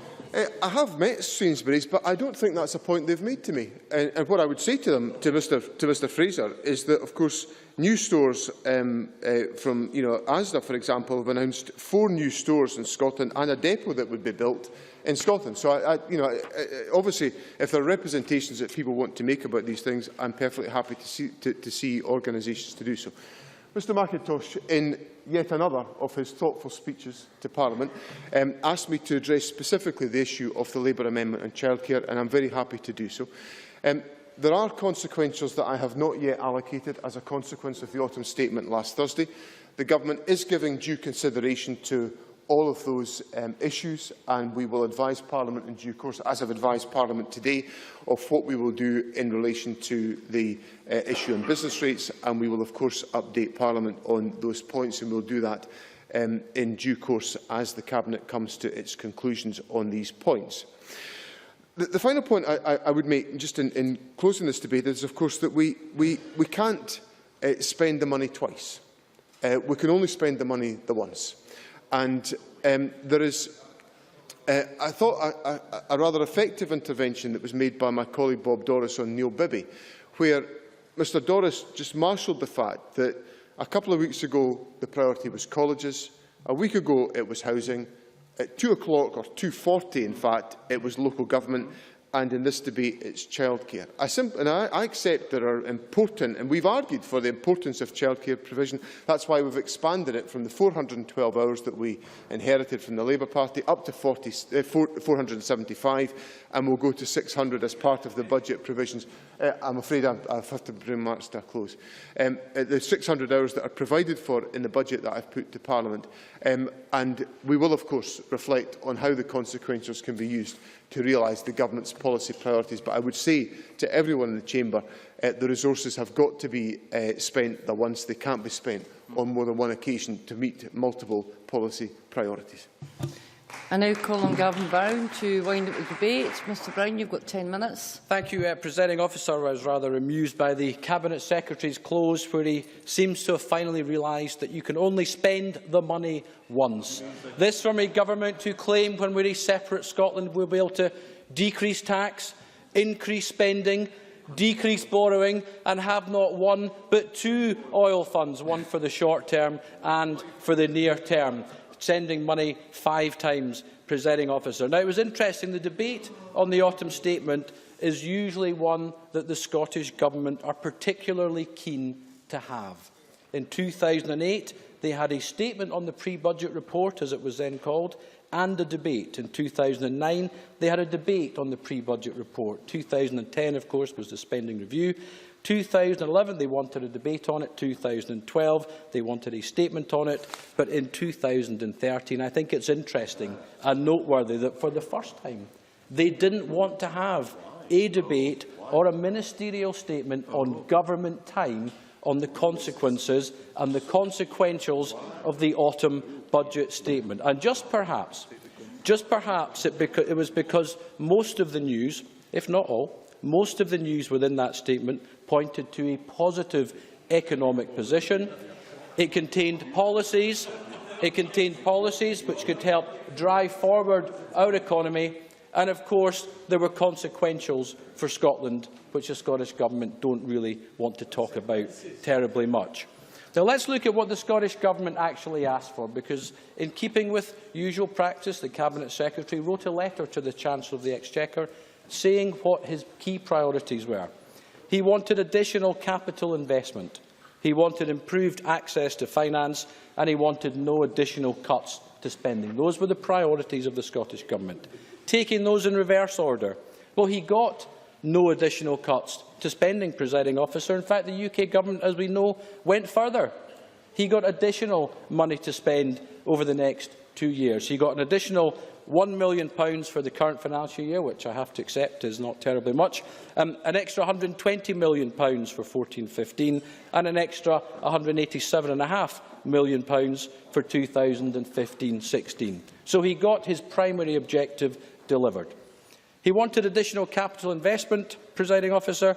He got it. Again, he got an additional £98 million in terms of capital investment to add to the March budget, and of course to add to last year's autumn statement as well. And I think the point that we made earlier was when that money was given by the Chancellor a year ago, it turned out that a significant number of the so-called shovel-ready projects turned out not to be particularly shovel-ready. Indeed, some of them didn't even have planning permission at that particular stage, yet for a considerable time they had been claimed to be shovel-ready. And the third priority that the Scottish Government asked for in their letter to the Chancellor was that they want improved access to finance. Well, that is exactly why funding for lending is being turned towards the business sector away from the housing sector, with incentives in that particular scheme skewed now heavily towards SMEs.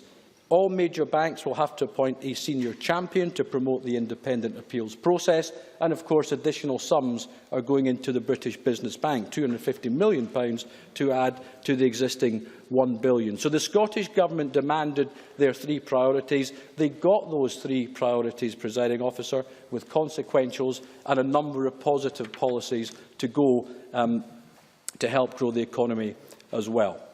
Now let's return to the theme of business rates, to which the Cabinet Secretary ended his statement.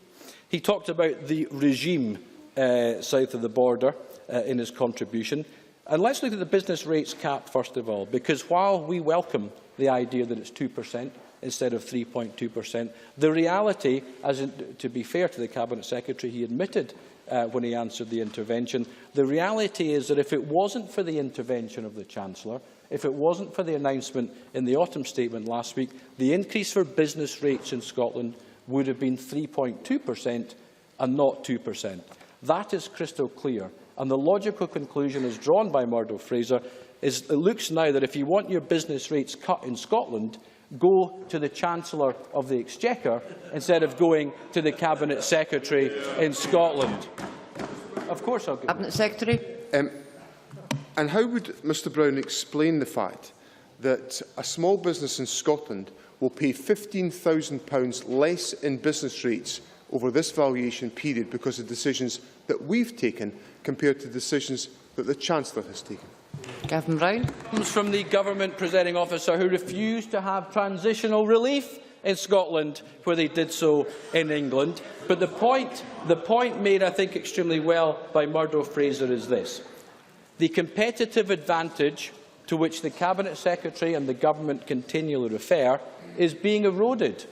I praised the government in my earlier contribution for what they did in their first term of office in relation to business rates and in particular the small business bonus. I was happy to do so at the time and I'm happy to do so again. But what they've done subsequent to that, since being re-elected as a majority government, is continually erode that competitive advantage. They brought in the retail levy, presiding officer, as we talked about already, without any form of consultation whatsoever.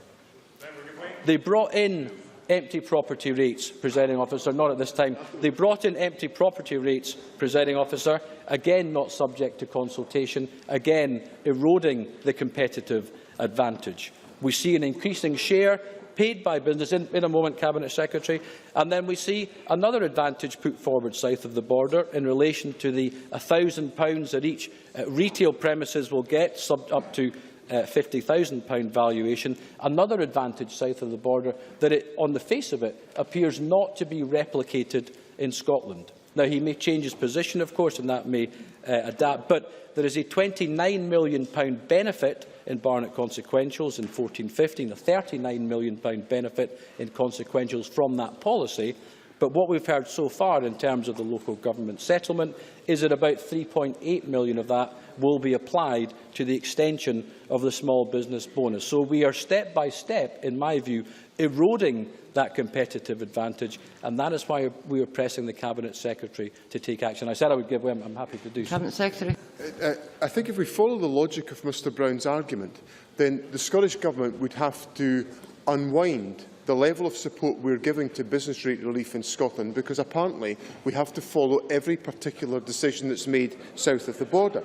And the second point is that on empty property relief, Scotland still has a competitive advantage, a more competitive regime on empty property relief than is the case south of the border. There are critique, presiding officers, that this government seems to be doing everything in its power to erode that advantage, to roll back that advantage, despite saying that if they had the powers to do other things, they would do it, while failing to use the powers that they actually have. This is true in relation to, for example, air passenger duty, where they say they would cut it, but they do nothing with the powers that they have on the Air Route Development Fund. This is true where they talk about there ought to be a VAT cut for hospitality, but they do nothing specific for the industry here in terms of business rates. This is true where they say they want to cut VAT for construction firms if they had the power, but they do nothing with the powers that they actually do for that industry in relation to business rates. Now, let me pick up on just one or two other themes in drawing remarks to a close. We've seen the Scottish Government, I have to say the Labour Party as well, completely ignoring the fact that there was a meltdown of the euro 2 years ago. Of course, the OBR, of course the UK Government, when they did predictions in 2010, did not predict that an entire continent was going to go into a meltdown, and the currency, or at least some members of that currency, were at serious risk of being part of that currency. Of course nobody predicted that, and of course that then has a knock-on effect in terms of growth between that period and now, and of course in relation to borrowing and that period and now.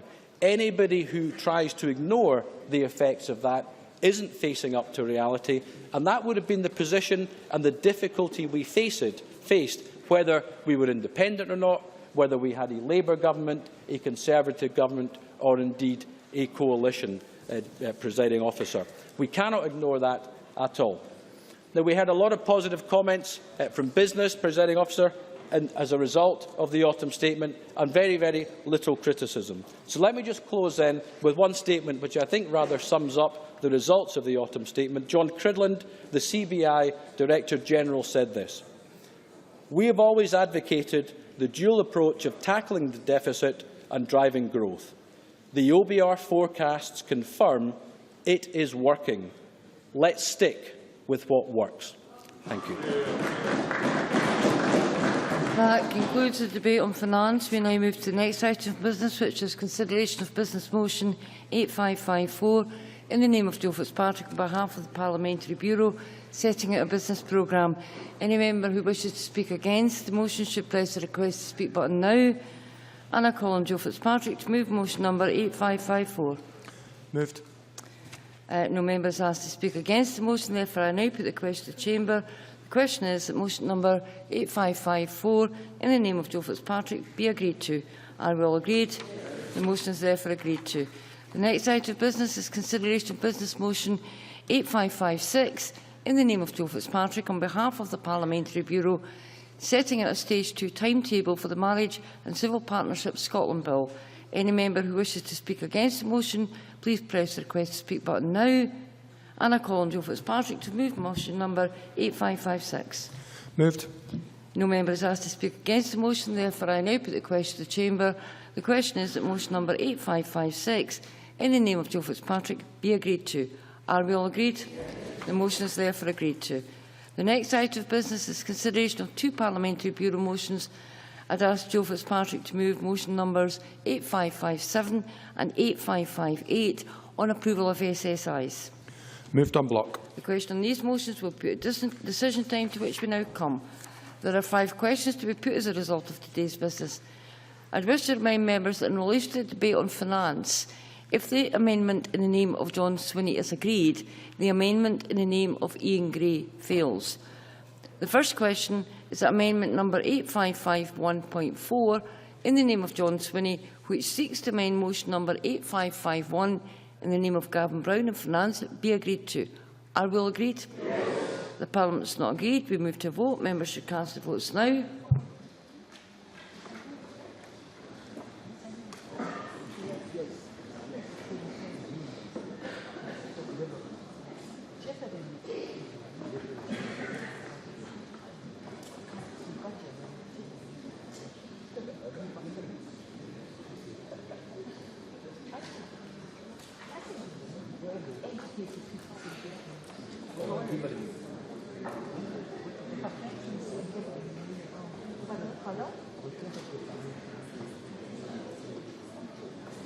The result of the vote on amendment number 8551.4 in the name of John Swinney is as follows. Yes, 63. No, 53. There were no abstentions. The amendment is therefore agreed to, and the amendment in the name of Ian Gray fails. The next question is that motion number 8551 in the name of Gavin Brown on as amended on finance be agreed to. Are we all agreed? Yes. The Parliament is not agreed. We move to a vote. Members should cast their votes now.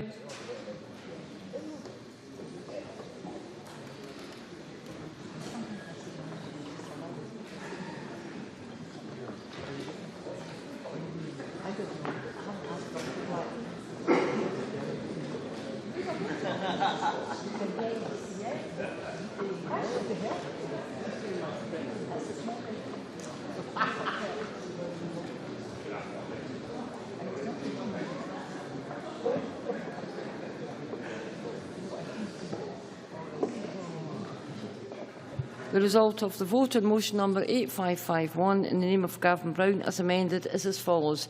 Yes, 63. No, 53. There were no abstentions. The motion is therefore agreed to. The next question is that motion number 8557 in the name of Joe Fitzpatrick on approval of an SSI be agreed to. Are we all agreed? The motion is therefore agreed to. The next question is that motion number 8558 in the name of Joe Fitzpatrick on approval of an SSI be agreed to. Are we all agreed? The motion is therefore agreed to. That concludes decision time. We now move to members' business. Members who leave the chamber should now do so quickly and quietly.